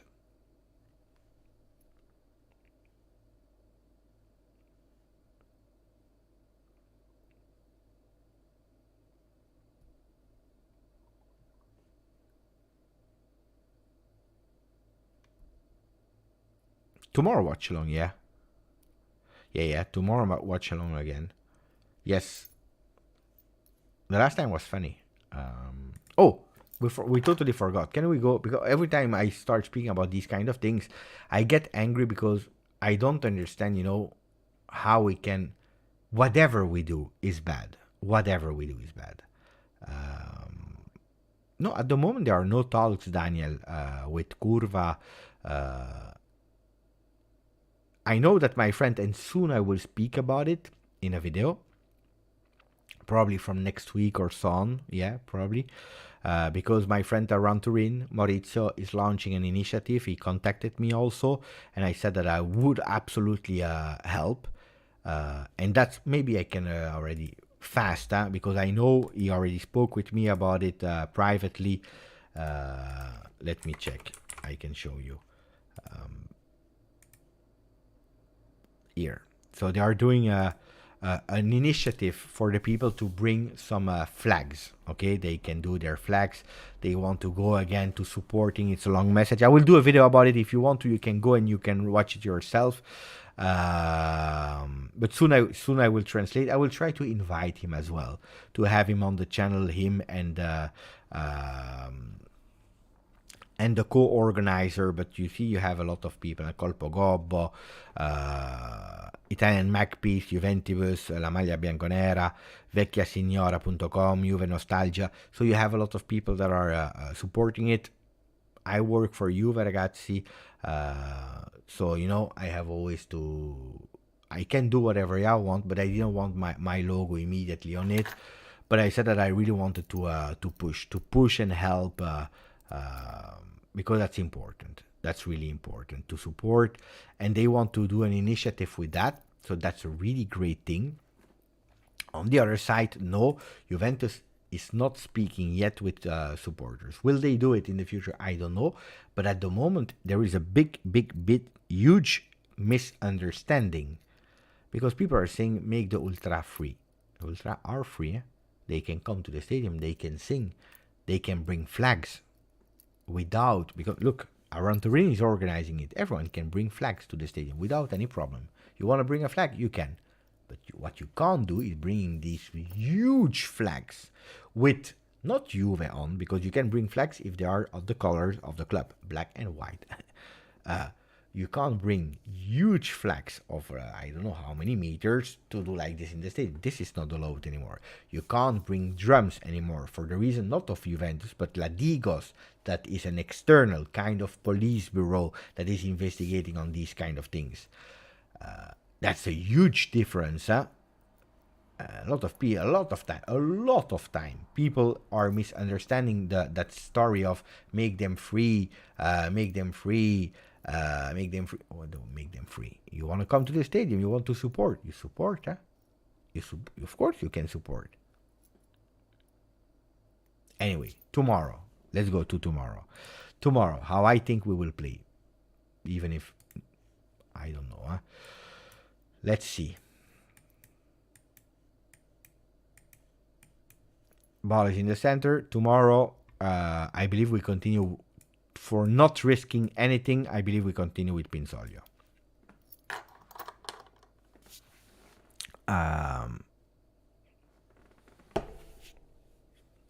Perin, I saw him training again, but I'm not sure if he's ready.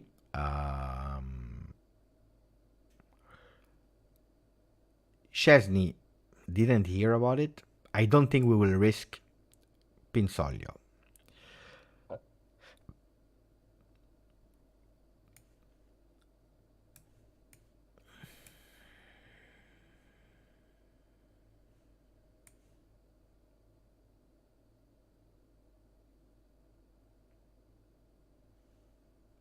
I will go crazy, guys.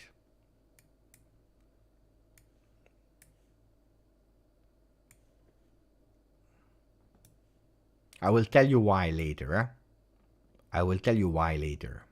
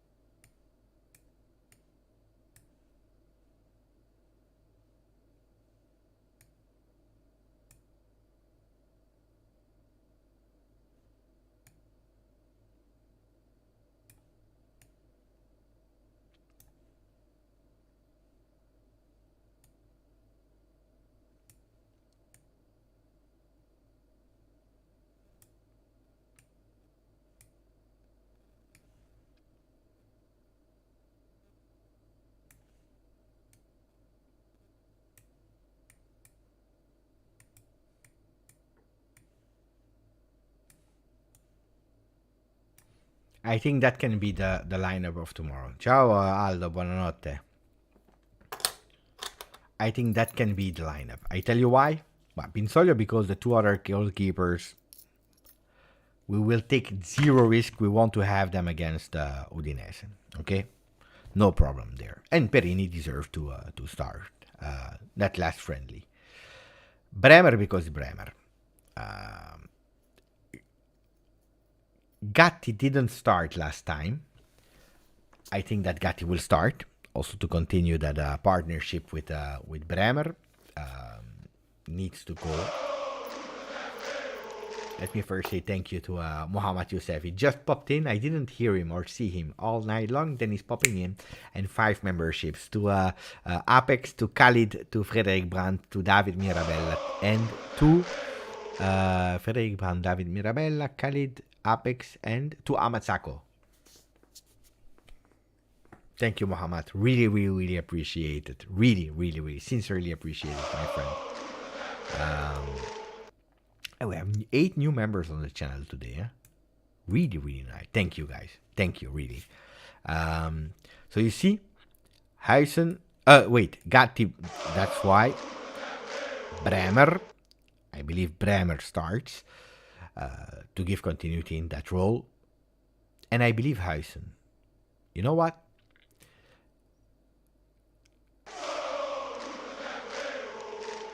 Because Alexander started last time, and I think that Max wants to test him against a big team. He wants to test him in the beginning of a game against a big team.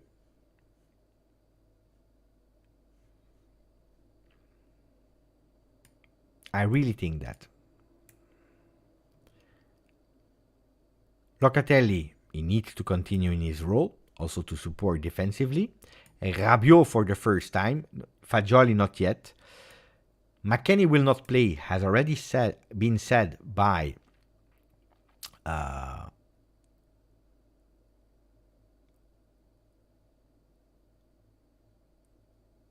I go crazy. Yeah. McKennie will not play, already said by Allegri that he will not be available.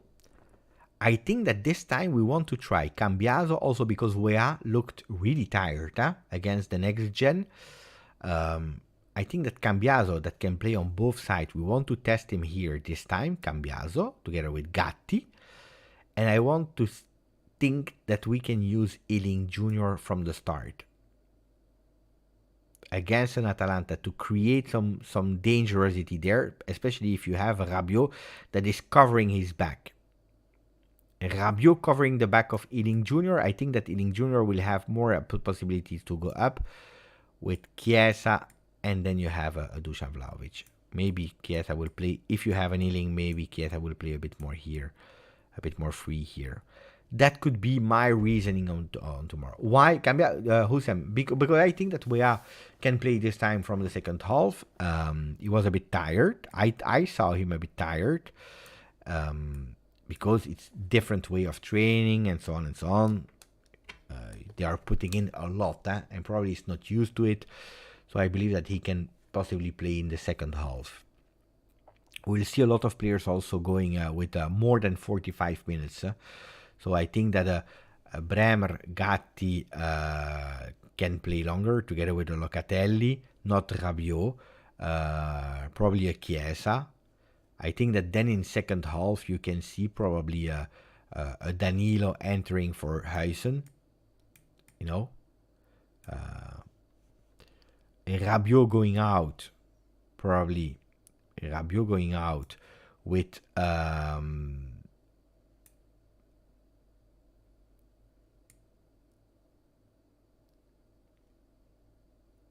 the Nicolussi entering.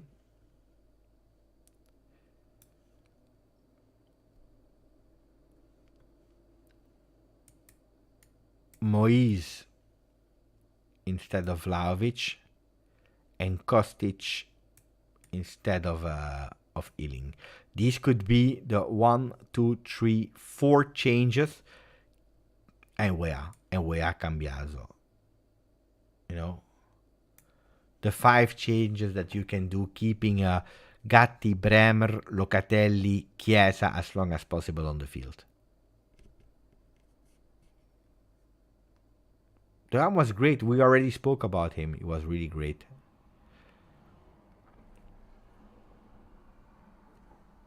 And then, of course, you have Milik, of course. But I think that Moise was really, really great. You will not have as many and massive changes from the beginning. Calma with Caio, calma with Caio. Oh, he played against the next gen, fantastic, but if he plays, it's a few minutes. But he just played on Wednesday. Ragazzi, don't rush, don't push too much. By the way, there will be a fantastic, beautiful interview of Caio Giorgi in Tutto Sport. I can show you, and then we can go towards closing time, no? the first pages of Tutto Sport oggi in edicola. Juve, la dea non mente. La dea Atalanta is not lying because it's an important test. At 1 week from the start of Serie A, the test with Atalanta is the decisive one to check the new project of Allegri that will start the game with his starters. In the meanwhile, Pellegrini and Rovella are bringing 20 million euro. Exclusive Caio Giorgi, I am back from hell. I told you that there would be an interview, exclusive interview with Caio Giorgi.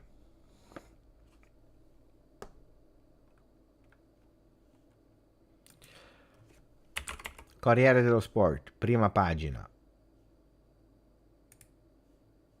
No. I want the first page. Where is the first page? Wait, let me check if I can.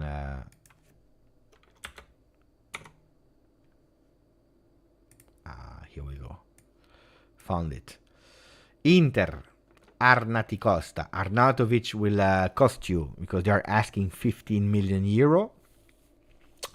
Lukaku is waiting for you. They are not giving up. Corriere dello Sport is not giving up.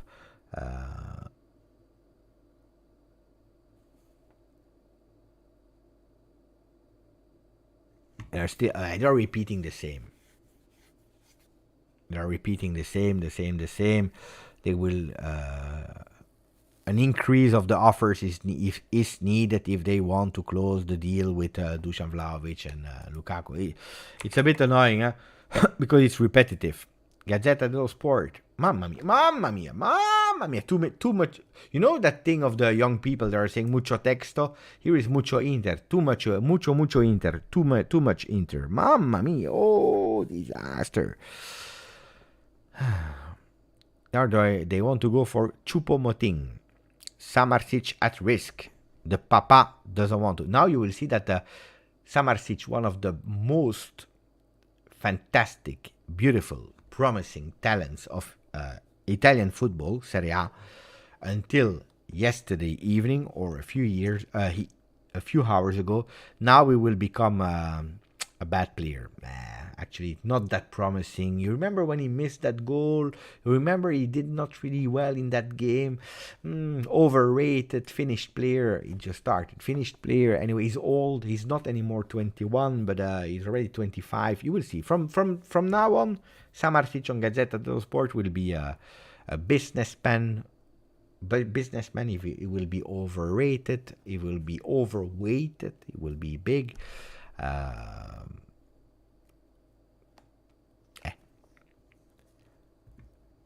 And then, are they speaking about Juve? Here. Oh, Osimhen. Yes, he will continue with Napoli with a super close. Double salary and 150 million to leave. Vlahovic. What about Vlahovic? Do you sell him or do you keep him? Juve is selling Rovella and Pellegrini to Lazio. You see, I told you, That way, the Serbian player and possibly, because they are putting it under bracket, Chiesa could stay. You see? Even Gazzetta, for once, agrees with what I'm telling you since days and days and days. Even you see, Gazzetta, now that they are starting to lose the battle with Vlahovic, they will start now with Chiesa. Yeah, I can guarantee you tomorrow we already start seeing Chiesa, Liverpool and Saudi Arabia. They will invent a new story. Thank you, Mohamed Youssef. Mohamed Youssef, he entered. He gave 5 memberships and then he just disappeared.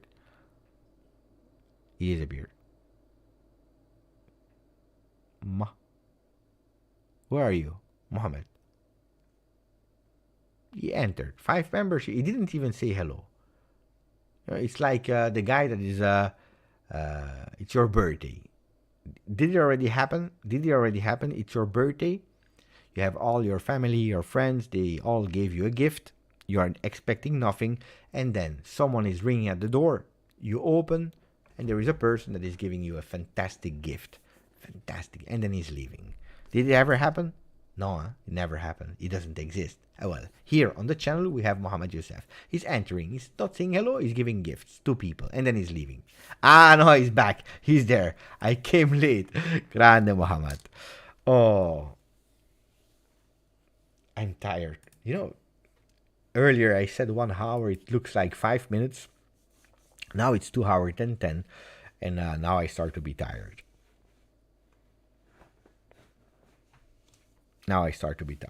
Oh.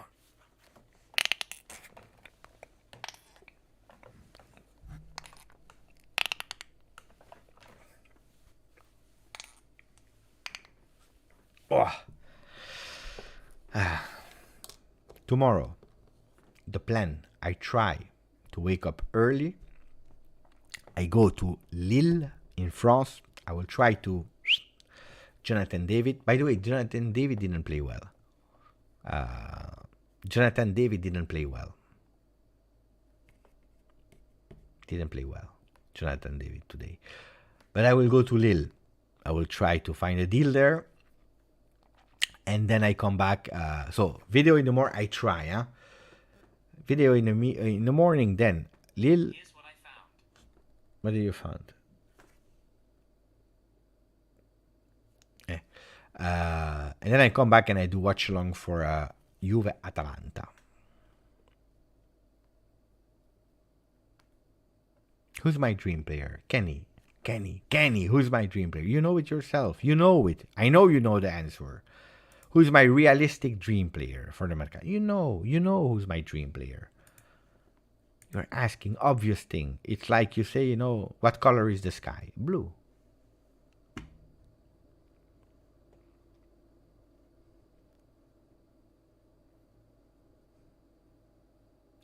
You know who it is.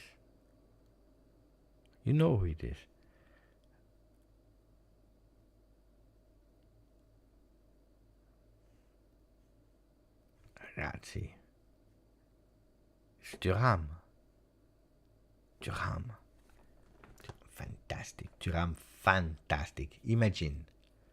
Thuram. Imagine. Thuram in the middle. A midfield. I tell you. 3-4-3. Let's go crazy. Szczesny into the goal. Imagine. Szczesny in the goal. Gatti. Bremer. Danilo. Wea.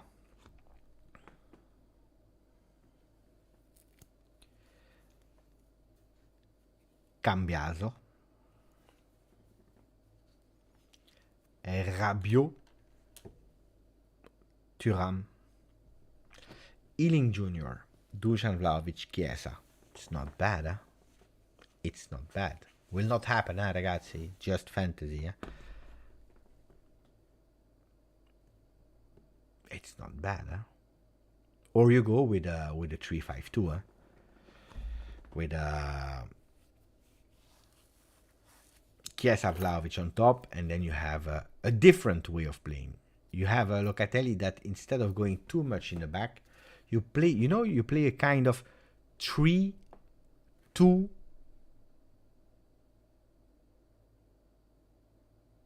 3-2-3-1. Does that make sense?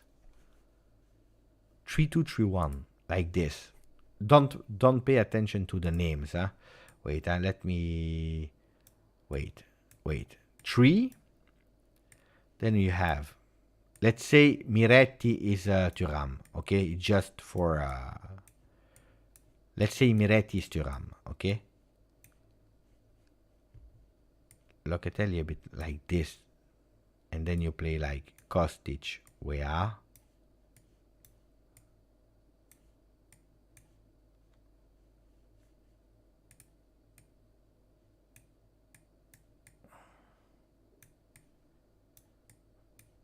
not bad. You do like this. That like this. Voila. Locatelli is not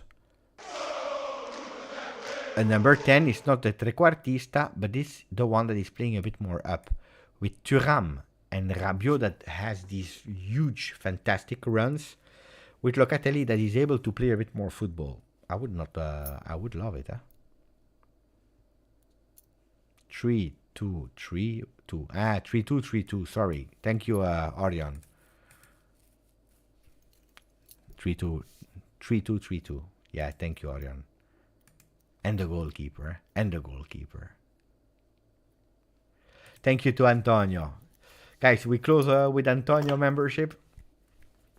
It's a fantastic one. Because now I'm tired. Tomorrow is great. Tomorrow I will have fun. I told you already about the lineup that I predicted. Let's see what the pages are saying. At 5 a.m., Gazzetta... No. I believe, if I'm not wrong, Gazzetta Online, 3 a.m., Tuttosport, 5 a.m. Sleepy Joe. Yeah, I'm a bit tired. Yesterday I started again the second episode, the second season of The Beer. Did you watch The Beer? The first season I liked. Yesterday I started The Beer, but I started like at 2:30 a.m. It's slow. They are not even cooking. Even Giuntoli is cooking more than in The Beer. Did you already watch The Beer? The Beer is from Disney. Ragazzi, The Beer, not the beer or the drink here. Wait. Who watched it? It's on Disney. Disney, The Beer.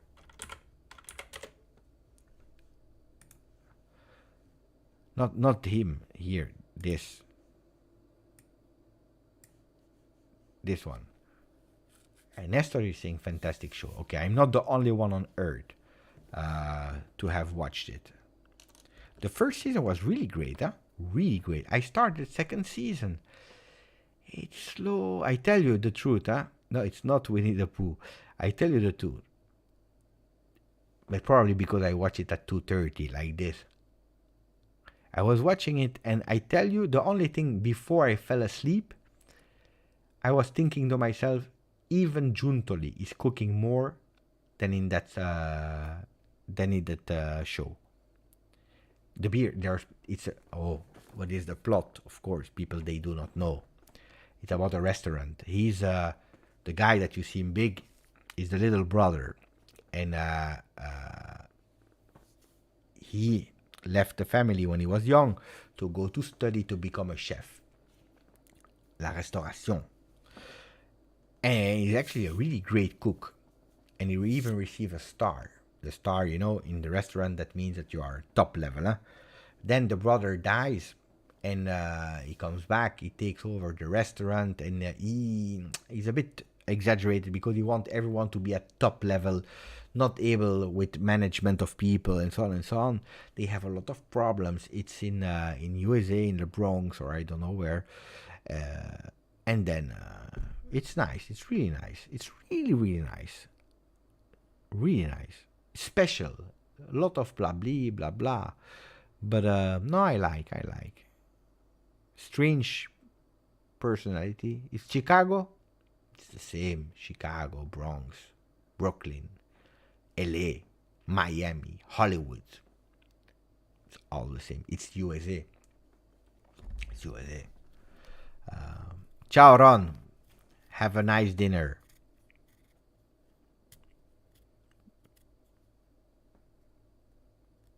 Big difference. Yeah, they are. I believe, yes, they are Italian American. Yeah. I believe. I don't remember the first season. That's the problem. You see so many content. And then you have to wait like 1 year, 2 years between a season and the other one that you forget. But I believe they were Italo-American, yeah.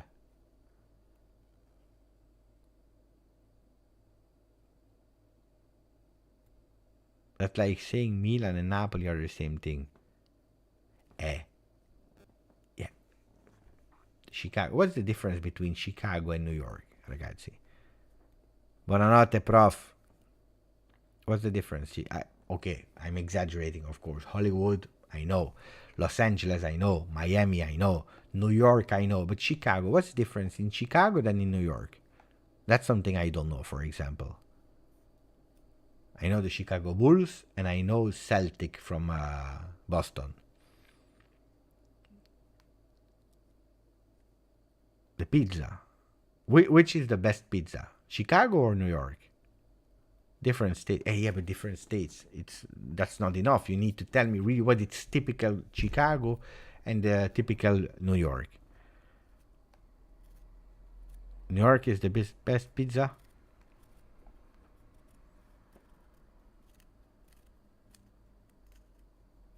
Chicago is deep dish. New York thin crust. Illinois and New York State. What are you speaking? Toronto, mamma mia. You're saying things I have absolutely no idea what you're speaking about. Chicago has best hot dogs. Chicago, New York, and Philly are all the same, really. Beppe is right. You see, I'm right. Philadelphia. Oh, no. Attenzione. There is one that is totally different, and I believe it's Philadelphia. Pay attention when you're speaking. Respect Philadelphia. Respect Philadelphia. Why? Why should you, for the people who are still here, why should you respect Philadelphia? Oh, we don't joke with Philadelphia.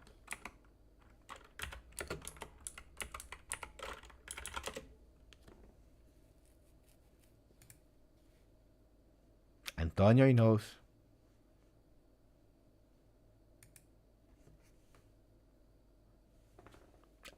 With the cheese. Who cares about the cheese, ragazzi? Rocky. The statue of Rocky is there.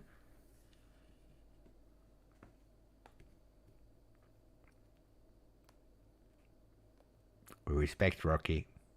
You know, on the channel there are some basics rules. Rocky is Rocky. Rocky Balboa is Rocky Balboa.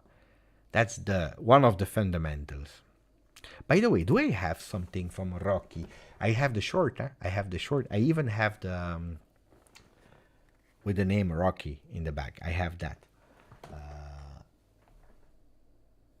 I have the short, and I have, but not here. Not here. I know that I missed some Rocky thing. I will do tomorrow. You will see living in America. I feel good. No, Rocky is Rocky, ragazzi.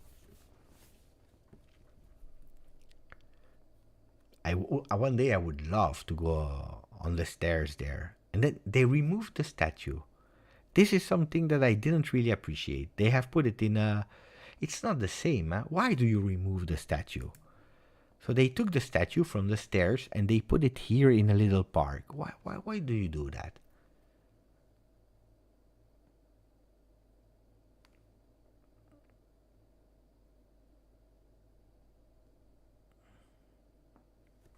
The real Rocky Marciano was from Massachusetts. Yeah, but... Oh.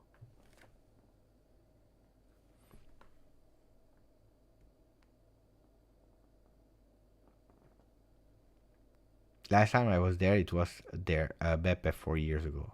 Ah, you went there? Who went there? LJJ, it's great, I know. If you watch the movie, if you're a big fan of the movie of Rocky, Rocky's lesson of life, ragazzi. If you... Seriously now, seriously. If you never, if you don't know life, if you have a son or whatever, you don't need to spend your time in education or so on. You give him the movies of Rocky, one after the other. Like in Orange Clockwork, with the eyes like that, so he's obliged to watch. You attach him like this, with the eyes like that. Rocky 1, 2, 3, 4. And then he understands life.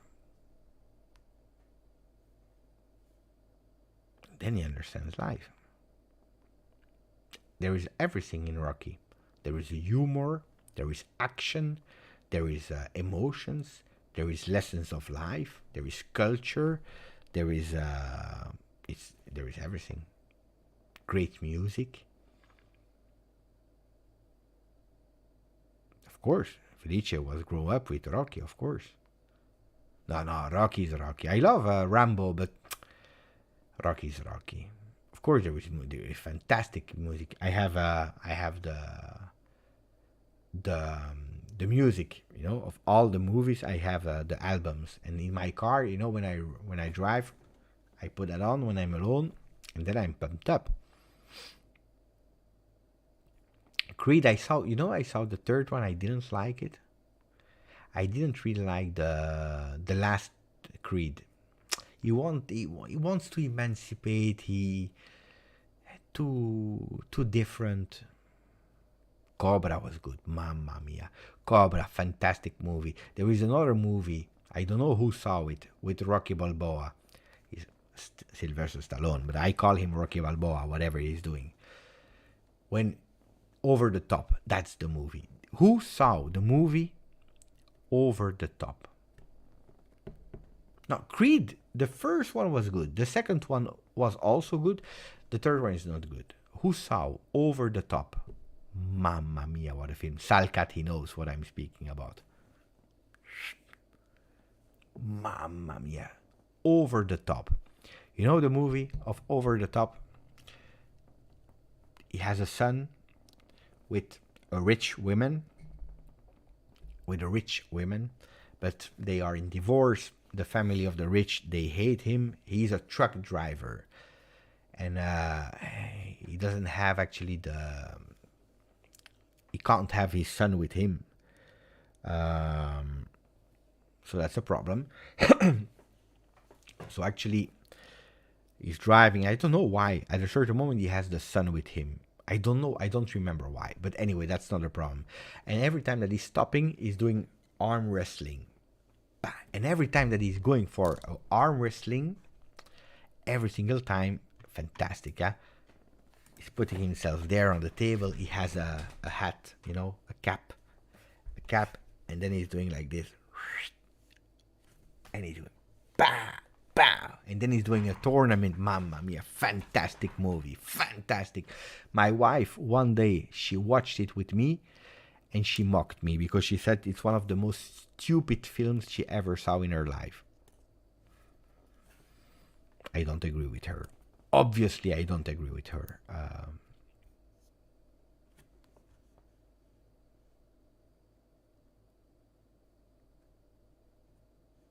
Yeah, wait, because Salcati saw it. They don't make movies like that. It's true, huh? Because the mother was sick, so they told the father she wanted them to spend time together. Yeah, it's true. I forgot that. Yeah, I didn't care about her. The important one was when he was doing Cobra, fantastic. All the films of Sly are great, huh? Ciao Mohammed Elagelli, grande. Cliffhanger, did you see the movie? Did you watch Cliffhanger? At a certain moment, ragazzi, he's there on the mountain. Bam! He's putting the arm with a lot of muscles, and he's trying to keep her because they are climbing the Cliffhanger. They are actually climbing that mountain, and he's holding in the beginning of the movie. Unfortunately, they slip and she dies. Then he doesn't want to cliffhanger anymore. He says no, but then there is something that is happening, and he's obliged to go again on the mountain, and he's going Rocky Balboa on the mountain. The guy is crazy. He can do boxing, he can do fighting, he can do a cop, he can do the arm wrestling. Now he goes in the mountain. The guy can do everything. He goes in the mountain, and then towards the end of the movie again, he's trying to grip with the hand, and he's having flashbacks because Rocky Balboa in every single movie always has the flashback moment. That's one of the most beautiful moments. For example, Rocky 4. If you didn't see Rocky 1, 2, 3, at a certain moment in Rocky 4, you will have like 15 minutes of the movie. They just fool you. That's one of my favorite movies. But I'm not stupid. I know that they are fooling me, openly fooling me, and I accept it. And I say, tell me more, give me more, fool me more. Because for 15 minutes of a movie of 80 minutes, They do you a big recap from Rocky 1, 2, 3. They even do you a recap of Rocky 4 that you are watching. Believe me or not, it is the truth. But we don't care. We don't care. We accept. We ask for more. And again, he's doing with the arm. In people here, you don't even speak about Demolition Man. Did you see Demolition Man? When there is no toilet paper anymore. And he has to go with the thing from the fish. Demolition Man is fantastic. They go in a fridge for so many years. Him, the cop, and the bad guy, Wesley Snipes. Fantastic movie. Fantastic movie. Fantastic movie. People are saying Tango e Cash with him and the dancer of Dirty Dancing. Him, Stallone against the dancer of Dirty Dancing. If you didn't see Tango e Cash, you need to watch that movie.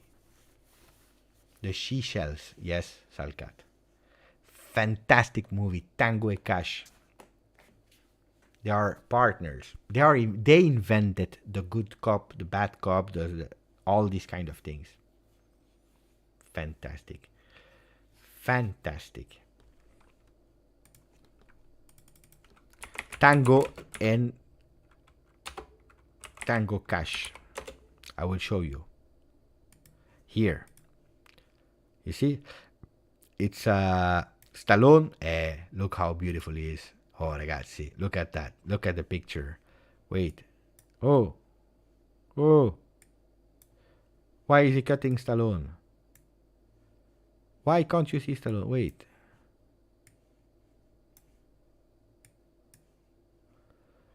Anyway, it's Stallone.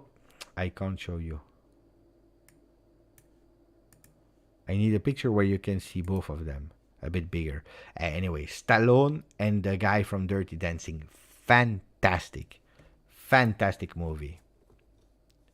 They are in a prison, if I'm not wrong. That was really, really great. Yeah. Fantastic. Tango e Cash.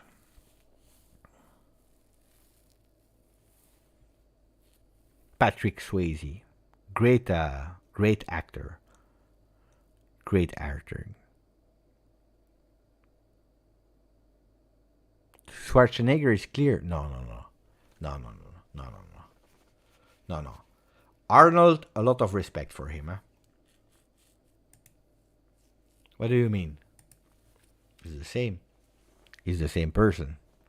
Kurt Russell is when he's doing certain movies, a bit more action. And when he's doing Dirty Dancing, he's called Patrick Swayze. When he's doing Ghost, it's emotional. It's for the feminine part. It's Patrick Swayze. It was special because the guy has, depending the movie that he was doing, Patrick Swayze or Kurt Russell. When he's doing that movie there, in the desert where they have a lot of weapons and so on, then he's called Kurt Russell. Because it's action, and when it's Patrick Swayze, he's doing Ghost. Beautiful movie, Ghost. But that's another story. That's for another day. Now we have to speak about here. Focus. Schwarzenegger, no. What I got to see, no. Great actor, great respect, but Sylvester Stallone is. Jean-Claude Van Damme is great. But not at the level. You know that Jean-Claude Van Damme is coming from my neighborhood, from Anderlecht. There is a statue, You know the statue of, you want to laugh? The statue of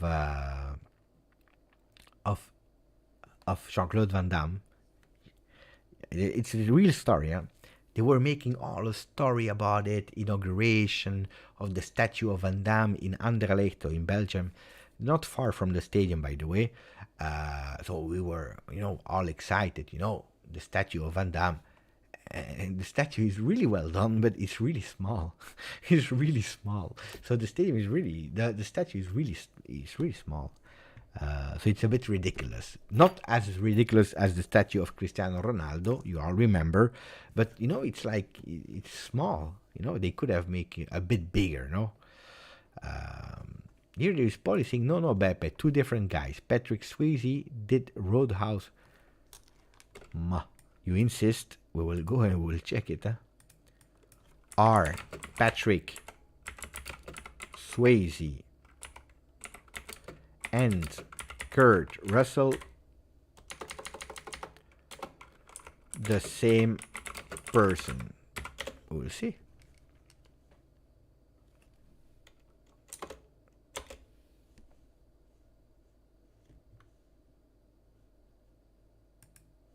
Why is he not checking? All.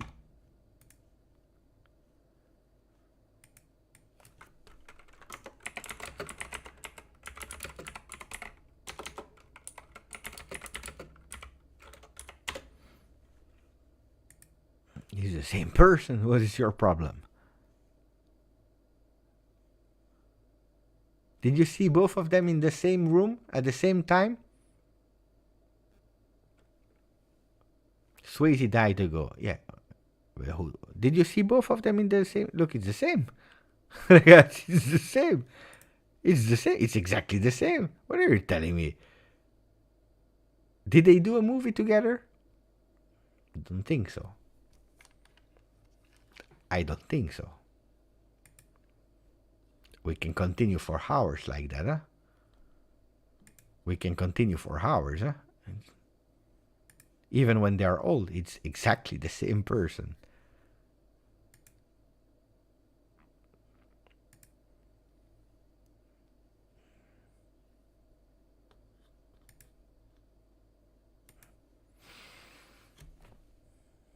I don't want to put ragazzi, I don't want to put doubt in you, but did someone saw them in the same room in the same time?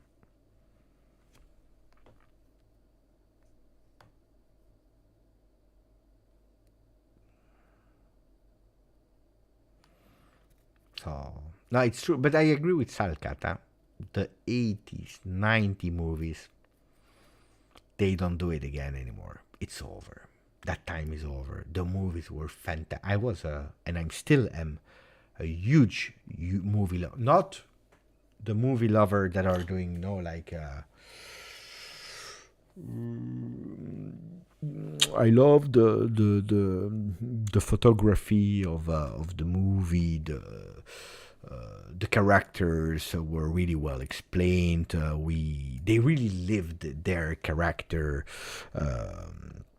But the photography was beautiful of the movie. There was a real beautiful artistic touch. No, you watch the movie, you like and basta, or you don't like and basta. Not starting with analyze. Why are you over analyzing? Just enjoy. It's a movie. It's not the reality, ragazzi.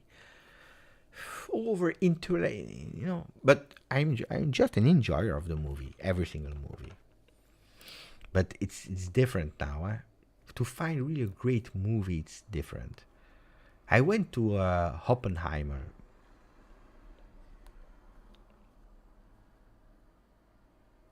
Don't want to spoil it, ragazzi. But,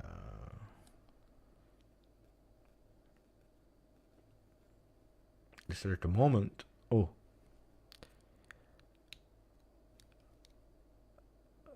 The bomb is exploding, eh?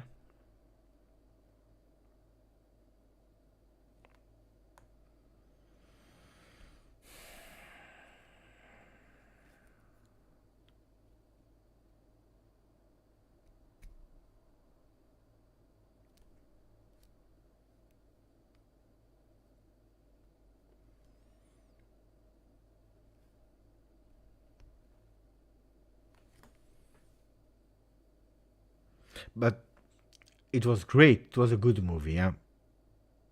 I like Christopher Nolan. I don't know if it's overrated or not, Antonio, because it's really thinking, you know, that everything is built from A to... But honestly, 3 hours of movie... And going fast. I know someone, he told me, hey, I went 3 times, 4 times to watch it, and every time I discover, yeah, okay, but watch it 1 time at the cinema, mamma mia, 4 times. 1 time, and you need to understand. 2nd time, you watch at home, like 1 year later to enjoy it again, but no. too fast. The fast moment. Oppenheimer, the guy you see in the beginning of the movie, is a really bad student. 2 seconds later, is nearly about to win the Nobel Prize. And what happened in the meanwhile? Why did he become great or not? You don't... too fast. But it was good. It was not bad. But then I see people, Mamma mia, it's the best movie I saw in the last 10 years. Well, you never watched the movie. You watch, what do you watch? Casa de Papel then in Netflix. That's the problem. You watch Casa de Papel. Really bad show, Casa de Papel. Really bad show. I tried twice, Really bad show. Casa de Papel, really bad. Really, really bad. Really bad. That's not for me. No, Antonio. Batman was really good from Nolan. But even Inception was good, he did great movies. Tenet is not bad. It's not bad at all. Omar, you missed everything. I don't want to disappoint you, but you missed everything. Now we are in the funny time. We speak about movies. Friends, can I be unpopular? You will probably hate me. Friends, one of the most overrated shows ever. I will always respect Friends because it's part of my culture, part of you hear the music, you know the characters, you know them, you saw them growing. You will always have like an attachment for them. But seriously, it was not great. It was something you had on television while you were eating, having dinner, honestly. Overrated show. Overrated. With the respect, it's difficult to do it again, They were on for 10 years, It's not funny. One time the smell the cat is funny, but once you smell, it's not really... It doesn't smell good, then you don't smell again. The song is funny one time, then that the other one, Matt LeBlanc. Why do you call him Matt LeBlanc? You are more Italian than me. Why are you calling Matt LeBlanc? Call you Matteo Il Bianco, not Matt LeBlanc.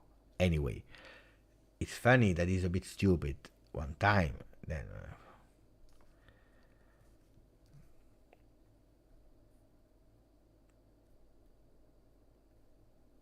People are asking, Beppe, you're No, but we can speak about movie, sometimes. We can say Matt Leclerc. What is the name? Wait, Friends, we will check. No. Because we discovered today that Huijsen will be promoted in first team, and we discovered that Patrick Swayze and Kurt Russell, or what is his name there, are the same person. Now, Friends. Not Matthew Perry, the other one. Matt LeBlanc. What are you telling me, Matt Leclerc? It's Matt LeBlanc. I am right. But that's not his real name, Give me the real name. Matthew Stephen LeBlanc. It's not his real name. I don't believe that. This is a fake name. This is a fake name. That's not the reality. He's Italian, ragazzi. Wait. Early life. LeBlanc was born Newton, Massachusetts. His mother, Patrizia. Already the mother is called Patrizia. Was an office manager. His father, Paul LeBlanc. Who's that guy? Was a mechanic and a veteran of the Vietnam War. His father is a French Canadian. And his mother is of Italian ancestry, the daughter of immigrants Arce Lazio. He attended Newton ABC. I was right. Maybe he's really called LeBlanc. Okay, I forgive him. But there is something tricky there.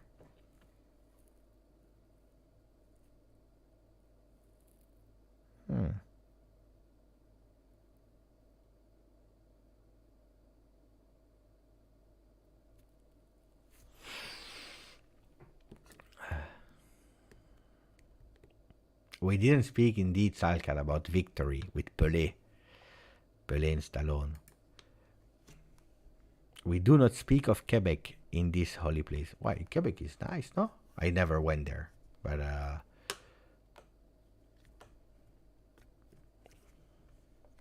I went to Canada. I went to Niagara, Toronto, Washington, but never to Quebec.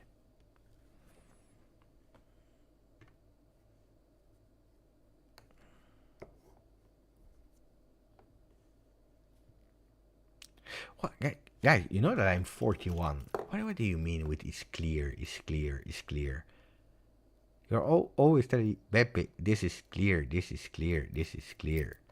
What is clear? What do you mean clear?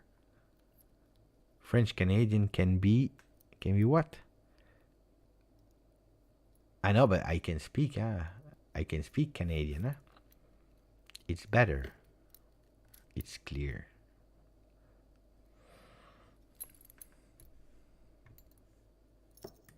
Al Pacino, best actor, great actor. But best actor, better than Stallone? Don't know. I don't know.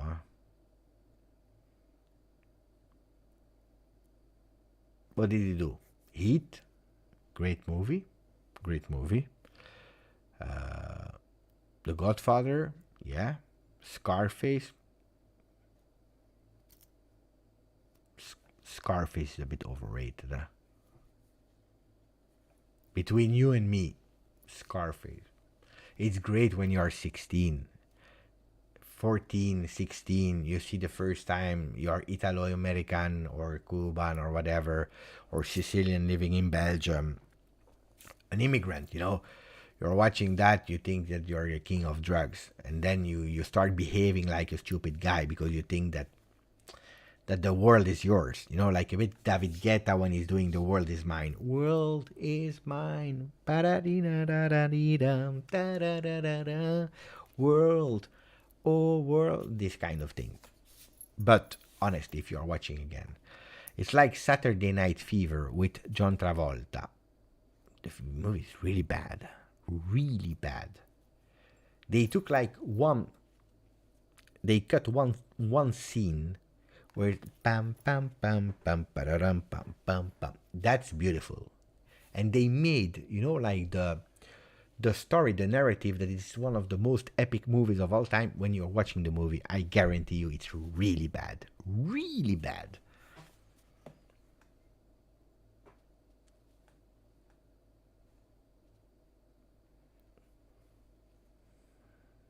De Niro is great as well.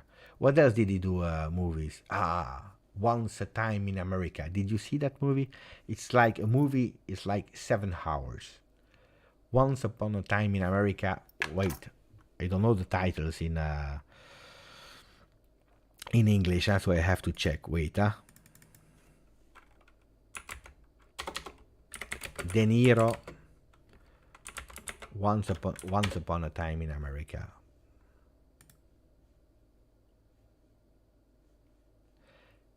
You watch the movie, 7 hours. It's long movie, but great, Great. Let me check how long is. Can we see that? 229 minutes. That's 4 hours. 4 hours of music. Sleepers. Did you watch the movie Sleepers? This is a great movie. Oh, we didn't speak about one of my favorite actors, Brad Pitt. Maybe because him and me, we look a bit the same. That can influence, of course, my decision. But Brad Pitt and it's one of the top. It's one of the top. Brad Pitt is one of the top. Similarities. I know. I don't speak a lot about that, but Brad Pitt is fantastic. We look really a lot the same. I don't know if you watched the movie, and you will tell me, Beppe, you're right. We really look the same, Brad Pitt and me, in the movie Benjamin Button in the beginning, when he's born and he's a bit old. I can show you a picture.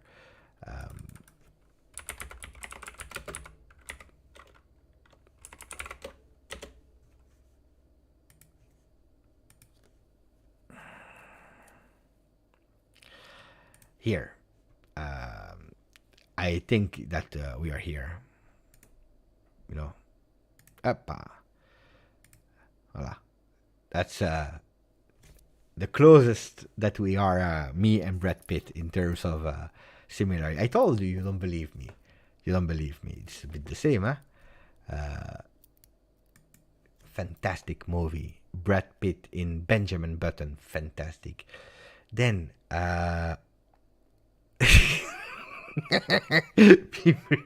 Abba is laughing. Oh. Joe Pesci as well. Joe Pesci looks like me in the movie Home Alone. When I have my like this. When I like this, I look like Home Alone. Look. Joe Pesci. Wait, huh? Joe Pesci, Home Alone. Up. You see? Here we are. It's the same. But Seven, fantastic movie. Seven, David Marato. Seven, fantastic movie. Seven, fantastic movie. The other one, Fight Club. Oh, people, they don't even mention Fight Club. One of the best ever movie ever from all time. Fight Club, fantastic movie. Fight Club, Seven, Benjamin Button, Ocean's 11. Ocean's 11 is top class, huh? Top class. Forrest Gump, fantastic. Jenny. Fantastic. When he's running. He continues to run. He never stops. Fantastic movie. Fantastic. Then she dies. Jenny, we knew it, huh? She was not really healthy. Snatch, fantastic movie.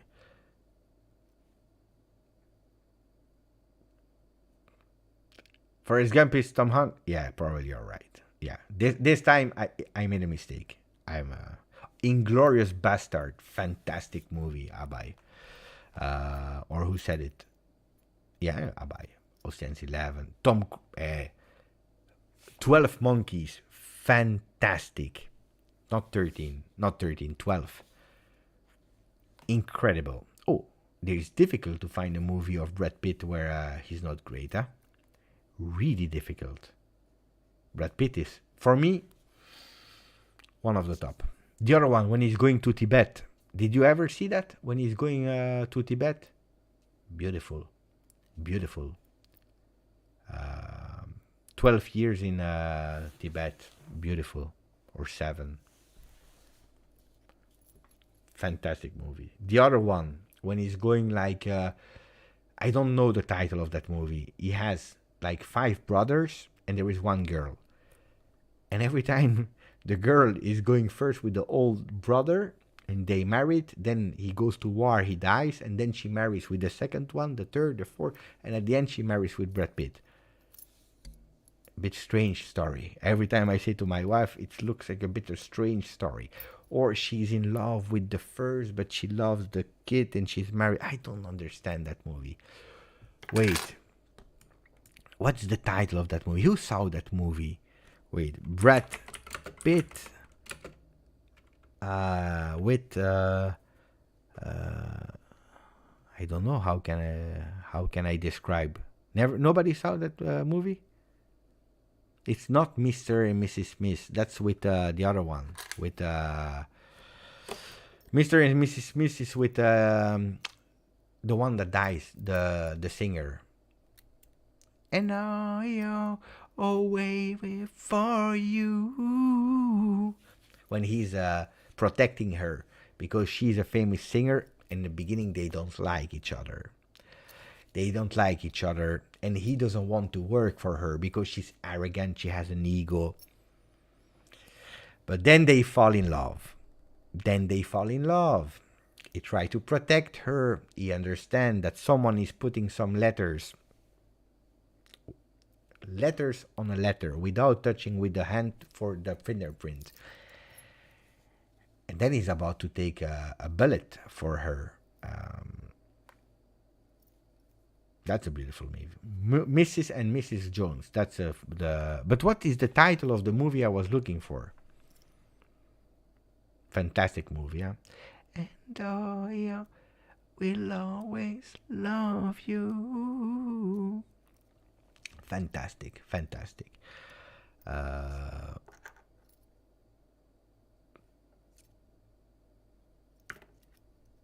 Legend of the Fall. Bah, you found it. It's that movie. This is the movie. Légende d'automne. Because I know in French. That's the problem. Look, a story. I never understood nothing about it. He's looking beautiful, huh? Look, fantastic. Beautiful, incredible. Yeah, but anyway, there are three brothers. The big brother, the middle brother, and the small brother. And that's her. That's her. She's the girl. And she loves everyone in that family. I don't understand it. And then he goes to the war, he dies. Achille, beautiful. And Tom Cruise, huh? I don't know a lot about Scientology, or I don't care about that, but the actor. I went, by the way, I didn't say. I went to Mission Impossible 15, the last one that is out. Fantastic. Mission Impossible. Boom, boom, boom, boom, boom, boom, boom, boom, boom, boom, boom, boom, boom, boom. Really great. Incredible. And the guy is doing everything alone, huh? He doesn't care. If he needs to jump, he jumps alone. Without parachute, he jumps. Then we see what happens. And it's fantastic. All the Mission Impossible he played. He played, what did he do? Tom Cruise. Top Gun. Incredible. Cocktail. If someone else than me is alive that watched the movie Cocktail, mamma mia, what a movie. Cocktail. Did you ever see that? That was a beautiful movie, yeah. Tom Cruise, Cocktail. Incredible movie. Pa. Amazing. You see? With Elizabeth Shue, she was beautiful, huh? Pa. Cocktail is incredible. Rain Man, top. Rain Man is top. That's why I am a bit, you don't see the behind the scenes, but I always have like these kind of things on my desk. A lot. Under my desk. I have like a million of these kind of things. Like, because I am a bit like Rain Man. Fantastic. Rain Man, fantastic. He has a brother, he doesn't know. Autism, I know because I studied also to help people with mental disabilities and so on.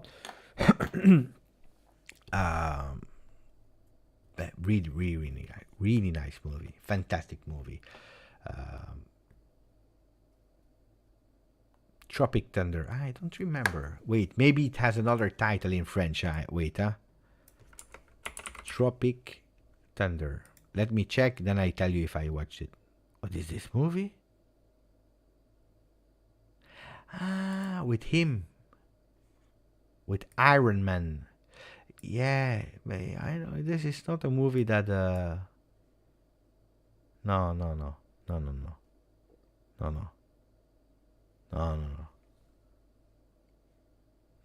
This is not no.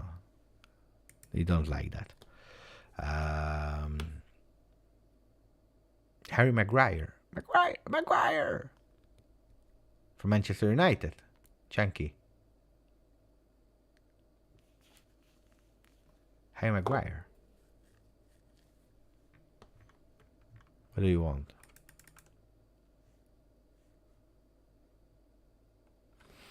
Brad Pitt, Tom Cruise.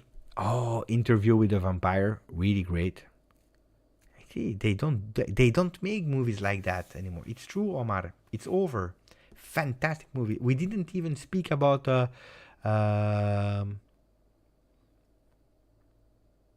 other actor, Russell Crowe. Do we want to speak about Russell Crowe? Ragazzi, best movie ever, all time. Beautiful Mind. Beautiful Mind. Did you ever see? You watched Beautiful Mind? No, not Gladiator. Also great. Beautiful Mind. Beautiful Mind is fantastic movie. A true story, yeah? I love true stories. Beautiful. You never watch Beautiful Mind? You have to watch. Beautiful Mind is fantastic. I will explain the thing. He's a guy, a real story, yeah? It's not invented. Like Gladiator is inspired by Roma, but it doesn't exist. I tell you, I was in Roma a few weeks ago, 2 weeks ago, 3 weeks ago. I was in Roma. I visited the Colosseum, and at a certain moment, she said, like, "Oh, who was the first real famous gladiator?" She asked to the group, because we were with a group. And I said, "The Spaniard." She said, "Who?" I said, "Maximus." And she said, "Who's that guy?" And everyone started to laugh. So then I realized it didn't exist. She was speaking about Spartacus. Spartacus existed, but not the Spaniard Maximus. So the people, they laughed. My son, he was ashamed of me when I said that. It's a real story. It's a real story. But Beautiful Mind, fantastic. Fantastic. He's actually a really intelligent man. Really intelligent man. He studies, mathematician, and at the end he will win the Nobel Prize. I don't tell you anything because otherwise. Bruce Willis. Did we speak about Bruce Willis? The Sixth Sense.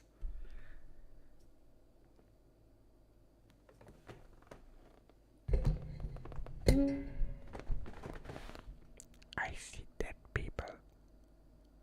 I see dead people. Mamma mia, what a movie. What a movie. I see. The kid looks like, in these years, if you were in Hollywood and you had the movie and there was a kid in that movie, it was always the same kid. Always. He was doing every single movie, it was the same kid. He's the guy in Forrest Gump. The son of Forrest Gump is him. The one of the Sixth Sense, it's him. That small kid there, what's his name? I will show you. The Fifth Element, it's him. Kid. Sixth Sense. It's him. Wait, no, I will be banned. Wait. It's him. Then he played in The Silence of the Ring. The King of the Rings. The Lord of the Rings. Then when he was doing the Hobbits. But he was doing every single movie, yeah? Every single movie. Every single movie he was doing. You need a kid? This guy. Haley Joel. Every time.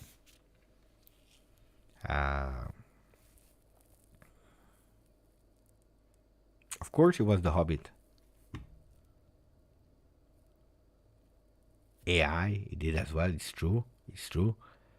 Silence of the Lambs, fantastic. Anthony Hopkins, Chianti, fantastic.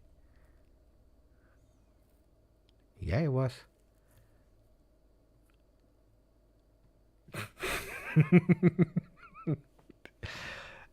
Gladiator was great. Oh, I'm not your brother, I'm the brother. Bam, boom, fantastic. Die Hard, really great movie.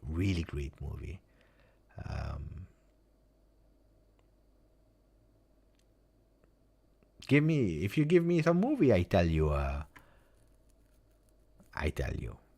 Boom, we go. Movie. I don't know. The cartoons, Marcello, that's another day. That we can't start mixing. Of course I love. Give me a movie, I tell you.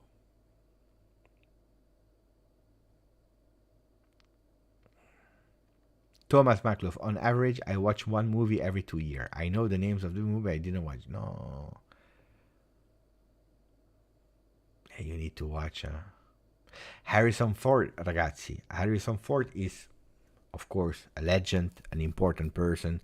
I watched the last Indiana Jones. Mamma mia. What a disaster. Why? Leave him alone. The guy is like 110 years. Leave. He was enjoying his life. He had a beautiful reputation. He had the name of a car. What can you expect better in your life that your name is a car? You're Ford. Can you imagine? Your name is Ford. You deserve at a certain moment to be called like a car. You know, it's like Beppe Jeep. Imagine. Fantastic. Beppe Ferrari. Top. You can't top that. It's top. Beppe Mustang. Marcello Peugeot. You know. Orion Mercedes. It's the top. No. They had to go in his house. Oh, you know what? Let's do Indiana Jones. Again. Why? Disgusting movie. I took my son. I told him, like, 1 week you will see Indiana Jones. He will go with like this. He will do pa pa pa. He will solve a puzzle. It's a bit, you know, the antique of the ancestor of Tomb Raider. Tomb Raider it's a bit different than Harrison Ford. That is 110 years. And you know who we forgot, ragazzi? The GOAT. One of the GOATs. There are not a lot of GOATs, DiCaprio. We didn't even speak. How is it? How is it possible? We were about to close a live without mentioning DiCaprio. That's, for me, his guy is a genius.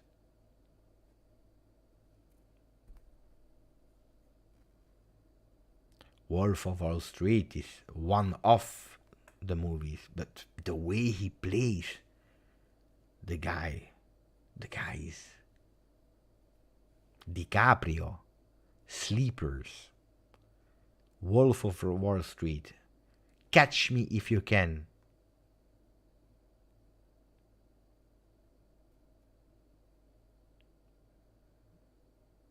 Give me other names of DiCaprio movies. Which movie? DiCaprio. Titanic. Top,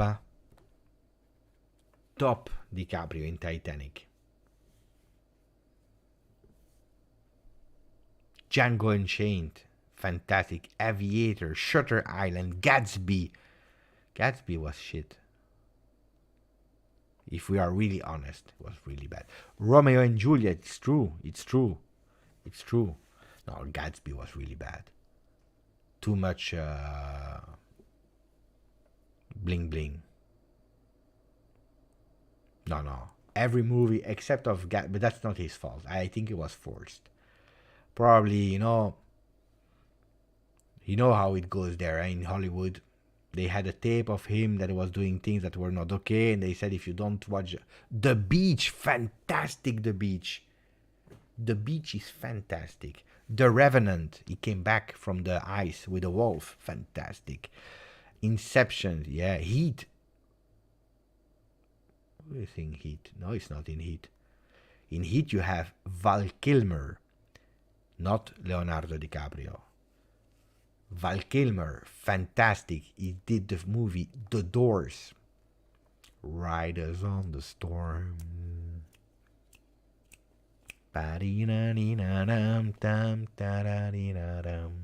Rider. Basketball Diaries. That's his movie. Gangs of New York. His movie. It's true. Not the Heat, huh? Val Kilmer, Top Gun as well. But Val Kilmer in The Doors, best performance ever. Tombstone, it's with Val Kilmer. It's true. Also with the mustache on the horse.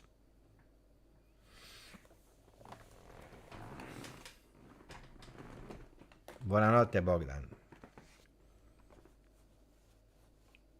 Who did we forget to speak about?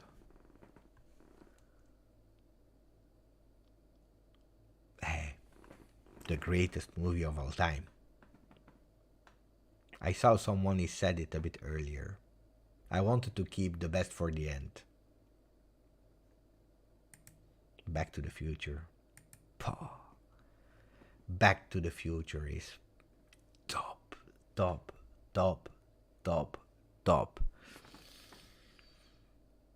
Back to the Future is emotions. It has everything in it. Back to the Future is top.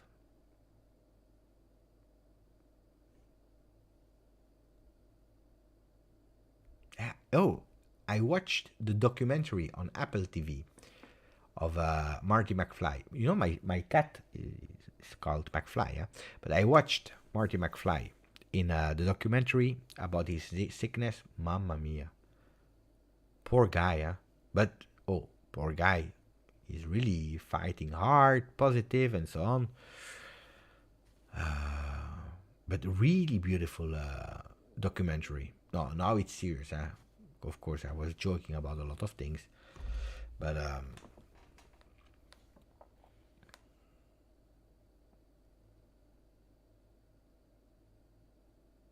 yeah. He still has, huh? Because he's still alive, huh? Michael G. Fox. Michael G. Fox, fantastic guy. But you see, was working, overworking. And then it happened. But when he was at a certain moment, he already started to have that Parkinson. You see, watch the documentary. I really recommend you to watch the documentary. It's fantastic.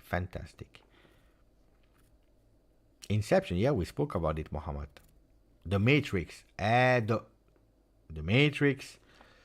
First, fantastic. The second, fantastic.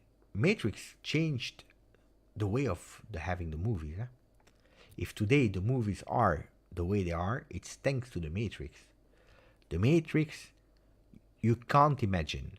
For people that didn't discover the Matrix when it was out, you can't understand. I showed it to my son, he didn't like it, because you can't understand the Matrix, how it was a revolution in cinema.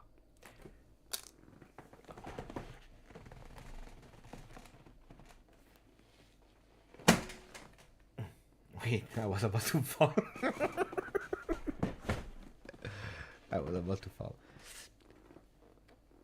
Fantastic. The way of filming with the camera, it didn't exist in the time. It was new, everything new. Fantastic. It's true, Antonio. The techniques used to film, to go in slow mode, in pause mode, and fantastic. The Matrix. John Wick, great movies. Great movie. I went to the I just discovered that I go too much to the cinema. I should open GJustjuve, just movie. But no, John Wick. I went to the fourth. Top. £8 with Will Smith. Will Smith is a great actor. Yeah, I saw £8. But did you see Enemy of the State of Will Smith? Attenzione, huh? Did you see Enemy of the State? What a movie. Also that, this changed my life. Will Smith. No, guys, speak about not Independence Day. Enemy of the State. With the other guy. With the actor there that is playing in The Silence of the Lamb. What's his name? What's the name? Silence of the Lamb, the guy.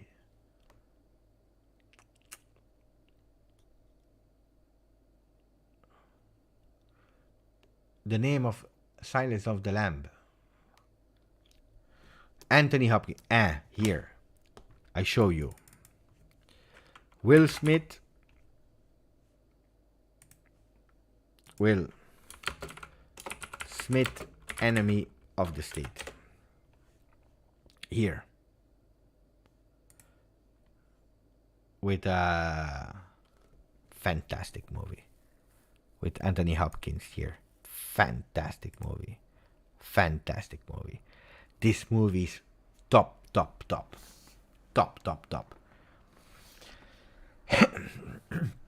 The guy he doesn't know is a lawyer. He's walking on the street, and then there is someone that took a code, or I don't remember what. He put it in the bag. He doesn't know. He comes home. Then they are crazy. They want to kill the wife and everything. He needs to escape. His life is totally destroyed. They are fucking with the movie Enemy of the State is top. Gene Hackman, Anthony Hopkins, it's the same. Old white hair, fantastic, but great actor. Gene Hackman also great actor. Then Independence Day, the first is top class.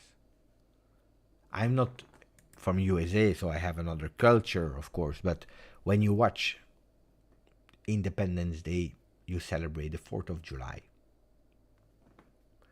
Armageddon. We didn't speak about Armageddon. Nobody told me Armageddon when we were speaking about Bruce Willis.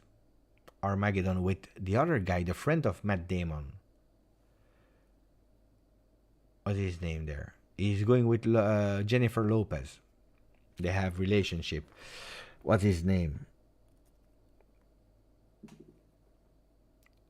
I forgot now. Ben Affleck. Armageddon. Top. Orion, he knows about movie, yeah? Top. Kill Bill, of course, if we go with the Tarantino, Kill Bill 1, Kill Bill 2. But we already spoke a bit, Django, a lot of movies. The other one, Pulp Fiction, a lot of movies.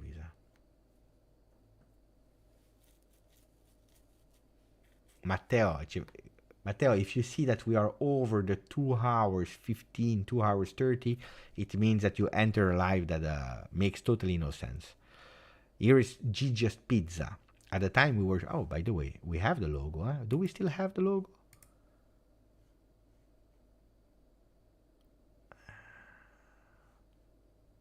I can't show you. Wait. Do we still have the logo? I will try, I can't promise you I have it like this.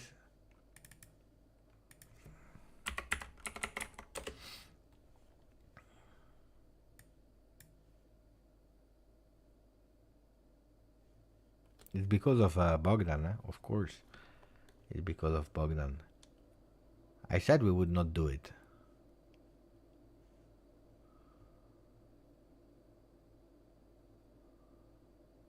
Where is it?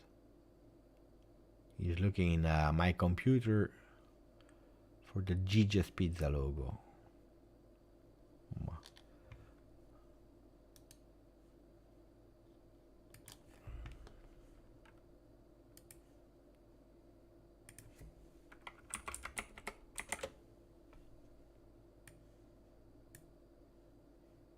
I have it, huh? I'm sure I have it, but where? Léon, beautiful movie, Léon, really beautiful. Pursuit of Happiness, yeah. Also, when he's walking with his dog there alone, is beautiful. Now, Will Smith is a great actor, great actor. Don't understand why he stopped playing at Arsenal to become an actor, but great player, player, and a great actor. David is telling me Ennio Morricone since like 3 hours. Yeah, he's doing great music. Donnie Brasco. Oh, and then we go towards another top actor. Johnny Depp. Don Juan DeMarco. Donnie Brasco. He played in a show, 21 Jump Street, the original one, and not the with the dancer there. The break dancer or the stripper. Johnny Depp, 21 Jump Street, the shows, not the movie, the shows were fantastic back in the 80s. That was really, really great.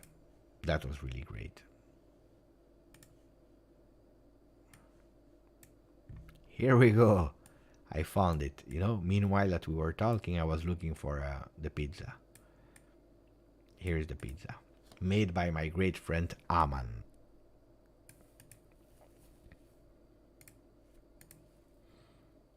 Magic Mike, that's the guy, Magic Mike. Tomorrow I have to wake up and then I have to go to Lille. I will be destroyed. Donnie Brasco, beautiful movie as well. Yeah. Roger Rabbit, if you want to, but it's a good movie. Roger Rabbit is a good movie. It's true, Johnny Depp was in the original one, Nightmare on Elm Street, with Freddy Krueger. Fantastic movie. I was really scared, but in the first movie he was there. It's true, Salkat. Yeah.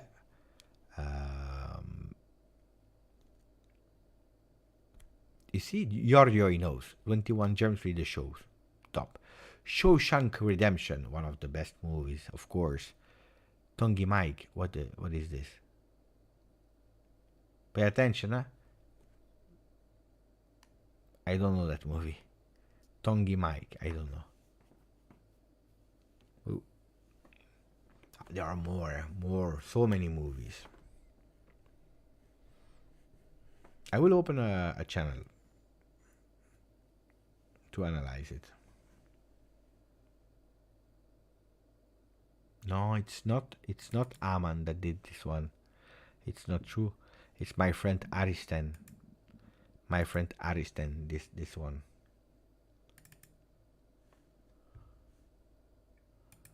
The logo is great, no? GJustjuve Pizza. The logo is fantastic.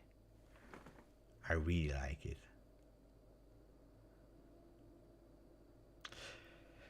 Les Frères Dardenne, of course, I know Les Frères Dardenne. They made a beautiful movie back then. Le huitième jour, the eighth day. Le huitième jour with one of the best French actor ever. Daniel Auteuil, and fantastic, beautiful movie. Ronin with the Matrix there. Jude Law, fantastic.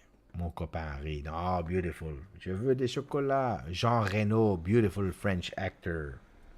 The Fifth Element, also with Bruce Willis. Anyone seen 7 Days in Tibet? It's Tibet. In Tibet, 7 Days in Tibet, yeah. Memento, yeah, great. Johnny Stecchino with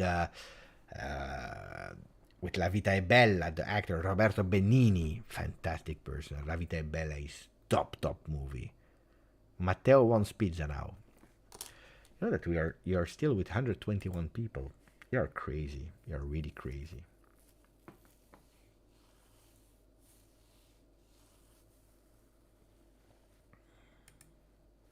I didn't like that much Johnny Mnemonic. No, now you are just shooting movies, just a movie.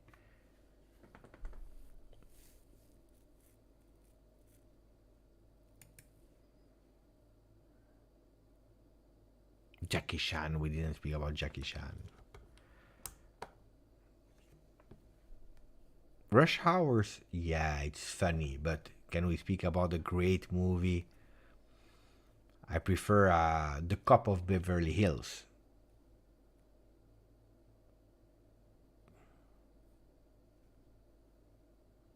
Tom Hanks, we said one movie, but it's true that we didn't respect Tom Hanks. Eldar, we didn't respect. We spoke about Forrest Gump, but Tom Hanks, when he's alone there with the ball. Castaway. Really nice, Castaway. But Tom Hanks, he played like a lot of movies, all of them really great. Huh? What other film? Forrest Gump. You watch Forrest Gump every time, and you watch. Silly, he played in Silly, beautiful movie as well. Captain Silly. Naked Gun. What are you saying? Chunky, I'm scared with the title that you're telling me every time. Chunky. What movies are you? What are you watching, Chunky? You're probably streaming illegal, and you know, like a Top Gun, and then you have Naked Gun, and then you watch, and you have to pay attention with. Go on Netflix, Amazon Prime, Apple TV. But if you Top Gun is Top Gun. It's not Naked Gun. That's a different movie. You have to pay. Casino, beautiful movie. Oh, but we were speaking about. Chunky, I don't know what movie is watching Chunky. Chunky. Then you have David. David is giving me just random words. Like David, Ennio Monico. Now it's airplane. What do you want, airplane? Airplane. Give me titles of movie. You can't give me a word. It's not like I have. Maybe it's telling me, that I have to guess the name. Okay, airplane. In how many words? 2, 3. You got mail. How do you know? You're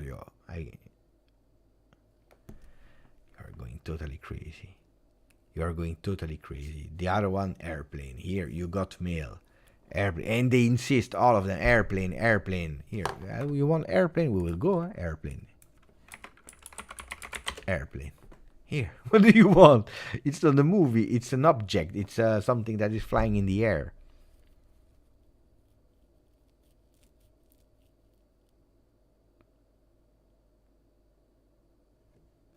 Airplane is Denzel. What? Airplane is Denzel. It's a movie. Movie. Him. But he's the GOAT. He's the GOAT of humor. Of course. I know him really well. Liam Neeson. No. I can't. I will have the problem. No, he's fantastic actor. His humor is just fantastic. But I will tell you even more. Charlie Sheen in Hot Shot 1 and Hot Shot 2. If you never saw Hot Shot 1 and Hot Shot 2, ragazzi. Hot Shot 1 and Hot Shot 2. Top movie.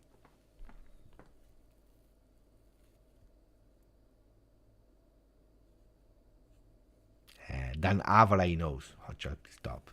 Charlie Sheen, fantastic actor. See, here we go. Bam. What is Cinema Paradiso?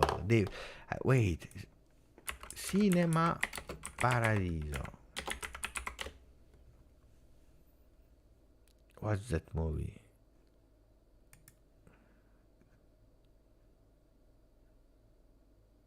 I probably watched it, but this is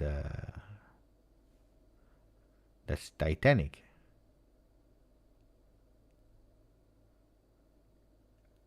I watched that movie. Yeah, I watched that movie with the little guy. I don't remember. Honestly, it's not a movie that stuck in my head, or I don't remember exactly. I know that I watched it.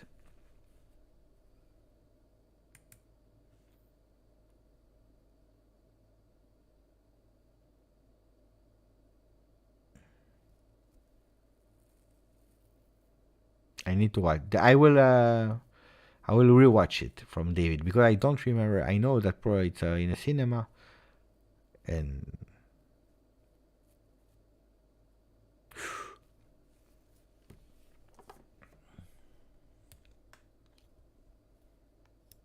Mamma mia, Chunky. Now we are talking. Karate Kid. Karate Kid. What a movie.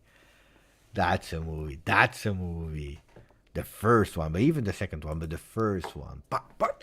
And he took the fly. Great movie. There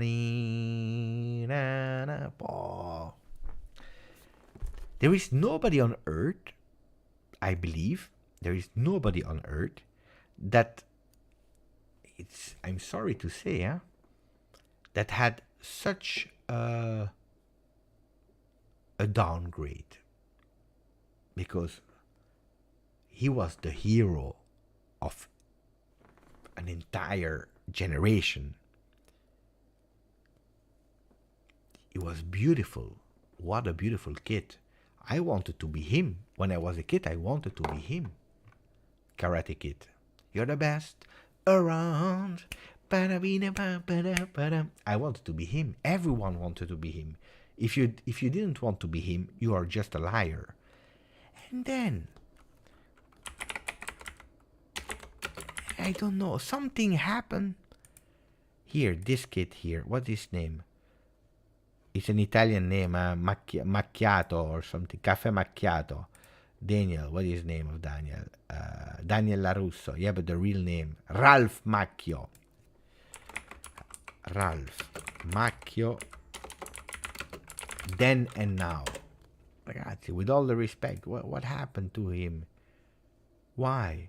What did he do?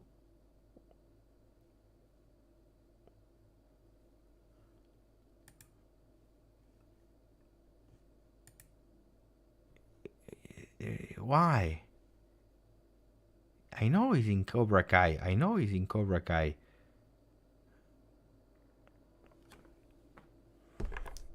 You can't be... Look, she's always top, huh? Elizabeth Chu is the... Even him is okay. But what is happening? He was the best on earth. He was an example.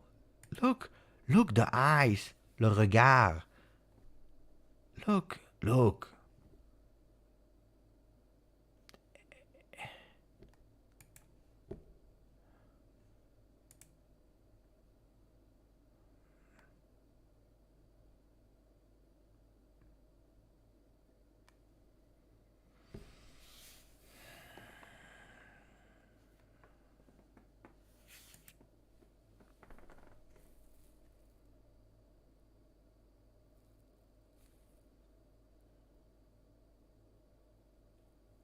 Yeah, Thomas.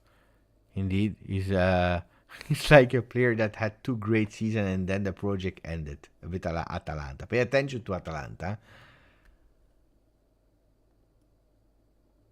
You know, I want to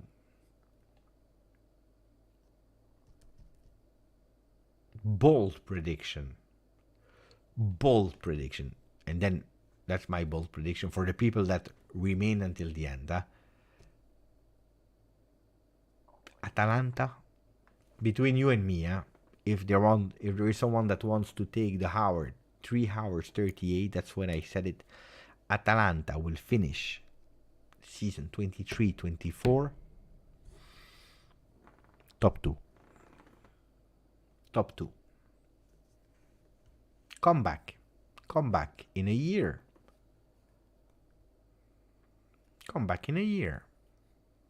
Top 2.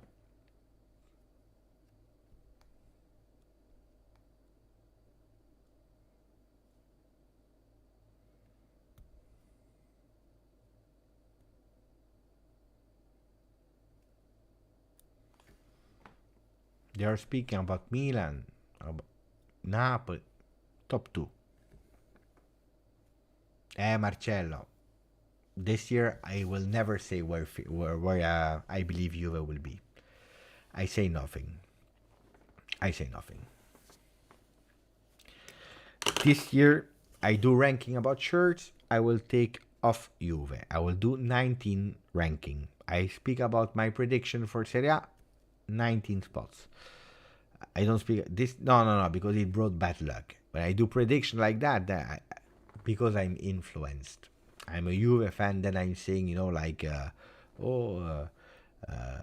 will win, because it's difficult for me to be objective. Sai, long time, but now we will close. Oh, ragazzi, no. Salcat, I'm about to close. It's giving me a donation. Thank you, Salcat. Salcat is saying, as a last movie chat, look at cast of The Outsider and tell me that's not the top cast of all time. And the director. Let me check. For you, I want to check that. Thank you for a donation, Salcat. You know, I said to my wife, I will do a small live of 1 hour. Small. 4 hours. Buonanotte, Siamak. Wait. So what do you want to know? Let me check. At last movie chat, look at cast of The Outsider. The Outsiders cast.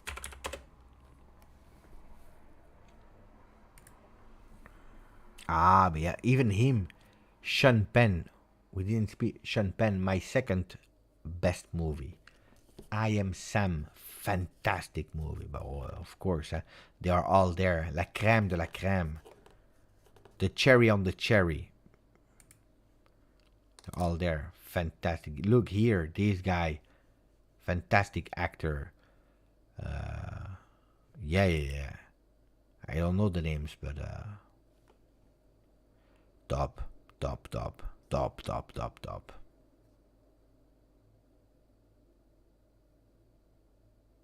Champagne doesn't do movies unless he believes in them. No, it's true, but Champagne. Oh, ragazzi, I Am Sam. Who watched I Am Sam from Champagne? I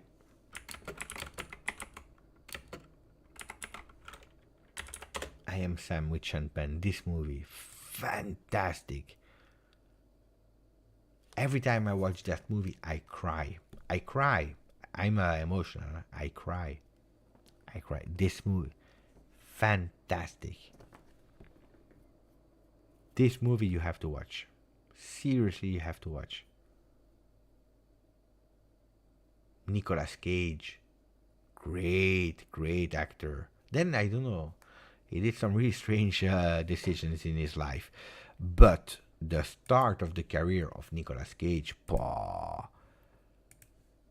Family Man, or I don't know what's the name of the movie, when he's doing a wish or something like that, and then he goes, fantastic movie. La mamma mia, mamma mia, la li la la la, la li la la la, la la li la la, la la li la la, la li la li la la. He's opening the wardrobe, fantastic, beautiful clothes, and then he goes in a really modest family, and he starts to fall in love. And then he has a choice. What does he do? Go back to the luxury life, la Mbappé, or he goes back to a Pinsoglio life? He's choosing for the Pinsoglio life. Gone in 60 Seconds, fantastic with the movie. You know how many times I watched that movie? Gone in 60 Seconds. I knew it by heart at a certain moment. You know why? Because at the time, when I was a kid, when I was younger, there was no Netflix choices. So I had the old Xbox, the first one, not the Xbox One, the first one. And you could put some DVD at the time. And I had the television at home, but not the cable with, you can watch it. So, and every time I was coming and I was going out I came and I couldn't sleep because my head was, a bit turning dazzling because I went out with friends and so on, and I came to my parents, and when I was closing my eyes, the world was going like that, and every time, just to stay awake like this, I was putting the movie because it was the only movie I had, and I put Gone in 60 Seconds every time. This and you know what? Buffy the Vampire. Buffy the Vampire and Gone in 60 Seconds. You will tell me, Beppe, why Buffy the Vampire? It's because my sister, she had all the collection of the show Buffy the Vampire, and there was nothing to watch because we had no money for movies. So and when I was a bit bored and annoyed from Gone in 60 Seconds, I took Buffy. Yeah. So I don't remember anything because anyway, I was not really watching because my head was like this. But I think that I'm the only person that watched from the first until the last episode of Buffy without understanding any single word. I don't know. I just beam. They kill me, they kill you. But that was funny. Then what else? Michael Douglas, The Game. Oh, what a movie. Michael Douglas. Fantastic. Good Will Hunting, Matt Damon. Oh, beautiful films. The Last Castle with no, j'ai pas vu ça, Marcello. I am not a big fan of Predator, but Terminator, that's a great movie. No, The Fly, Jurassic Park. Did we speak about the first one? Huh? Jurassic Park, The Fly with the same actor. The Fly, Pah. American Psycho, yeah, and the American History X. Beautiful movie, really beautiful movie. There's The Notebook, great. Butterfly Effect with the other kid that played Stephen Apple.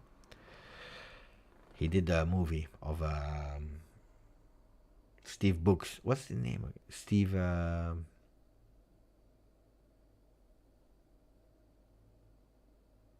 Jobs. He did a movie, Steve Jobs. Well, The Butterfly Effect, fantastic. Really great movie. Really, really great movie. Great movie. I was disappointed. I have to admit I was a bit disappointed in the two Steve Jobs. This one with him, with the ex-boyfriend of Demi Moore, was okay. Not wow, was okay. The other one was really bad. Really, really bad. Of Steve Jobs. Really bad. Oh, you know which one is really great? The Facebook movie, Social Network. This is really great. Really, really, really great. Fantastic movie. Social Network. And that's when I see, you know who I really don't like? I don't like Justin Timberlake. I really don't like him. You know why? Because of that movie. Because in that movie, he's actually the creator, the inventor of Snapster. It was a download program back then, at the time, for music. And he came between the two Napster, that's Napster, grande Orion. He came between the friendship of Zuckerberg and the other guy, Spider-Man, before he was bitten by the spy. He played so well that movie. It was so annoying that I don't know. I created. I don't like him because he was so good in that movie. It's crazy, huh? Andrew Garfield. He's Spider-Man, the real Spider-Man. Huh? Andrew Garfield, bigger than the other kid, Tommy Maguire there. But anyway, when your name is Maguire, you know that you have a problem, huh?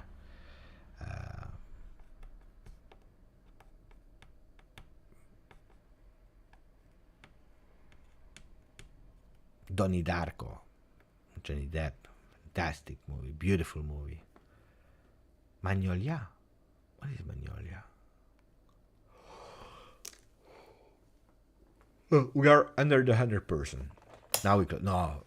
Fast and Furious, please don't mention that to me. Please, a Fast and Furious 1 is good. Stop. Fast and Furious 1 and stop. Dai ragazzi, what are we speaking about? A guy is doing like this, and he's breaking all the from the hospital. What are we? No. This is a full movie. No. Please. One.